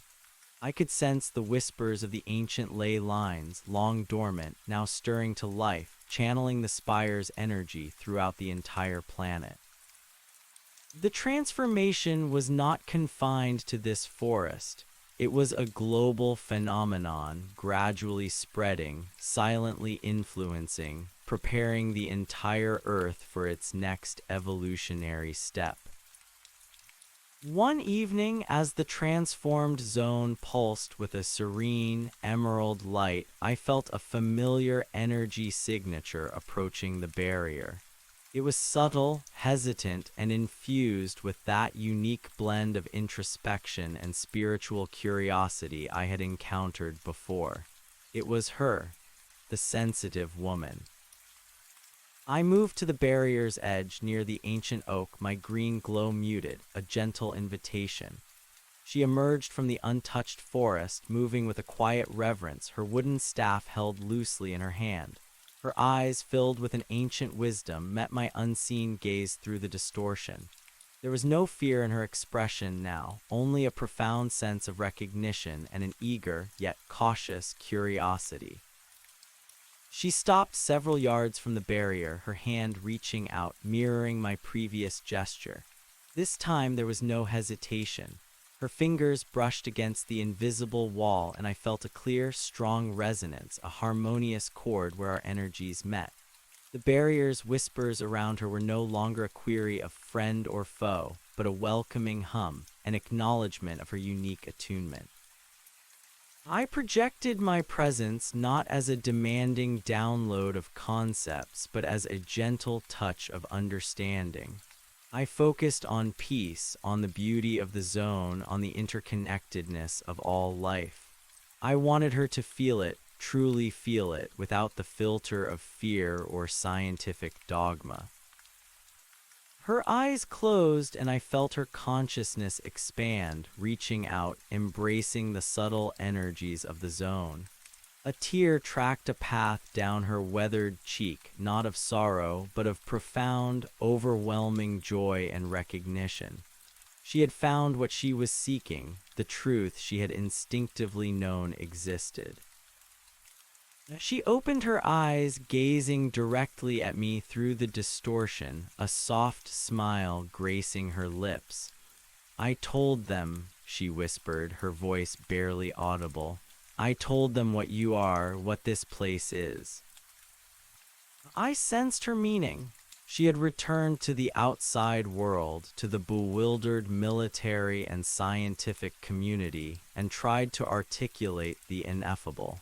And they, in their fear and confusion, had struggled to comprehend. "They're afraid," she continued, her voice tinged with a familiar weariness. "They don't understand, but some are listening." This was the bridge I needed, a human voice, one that had experienced and embraced the truth of the transformed zone, to speak to her own kind. "You are the messenger," I transmitted, the thought resonating directly in her mind, a soft, encouraging chord. "You have seen, you have felt, tell them not to fear. Tell them to listen to the whispers of their own evolving world." She nodded, a profound sense of purpose now radiating from her. "They will return," she said, her gaze steady. "Not with weapons, not to conquer, but to learn, to connect." I knew she spoke the truth. The memory of the commander's final, bewildered retreat, his dawning comprehension, confirmed it. The outside world had been shocked into a pause, into a reassessment. Their fear was still a potent force, but now, perhaps, a seed of curiosity, a desire for true understanding, had been planted. "The barrier will open when the time is right," I transmitted, a sense of patient inevitability in my thought. "And when it does, you will be the first." She smiled, a serene, knowing smile. She reached out one last time, gently pressing her hand against the barrier, a silent promise. Then, with a final, meaningful glance, she turned and disappeared back into the untouched forest, a beacon of hope carrying the truth of the transformed zone into the awaiting, fearful world. I stood there for a long time, my green glow strengthening, no longer fueled by conflict, but by a burgeoning sense of peace and purpose. The spire's hum resonated in my mind, a triumphant yet patient song. The transformed zone pulsed around me, vibrant and alive, a silent promise of a new future. My role as guardian had been fulfilled. My role as bridge was now ready to truly begin. The conflict was over, not with annihilation, but with a profound, if painful, understanding. Humanity, with its boundless curiosity and its capacity for both fear and wonder, had been given a glimpse of its own evolutionary path. I was John, the photographer who had walked into an impossible reality. I was John, the transformed, living embodiment of a new world. I was the bridge, the guardian, poised between two realities. The barrier still stood, but no longer as a wall of separation, but as a threshold of profound change. And I, forever changed, forever poised, was ready for humanity's return, ready to guide them towards an understanding that would transcend their wildest dreams and reshape their very existence. The true adventure, the teaching, the integration of two worlds into one had only just begun. The future, shimmering and uncertain, stretched before us, full of untold possibilities, an emerald dawn breaking over a world reborn.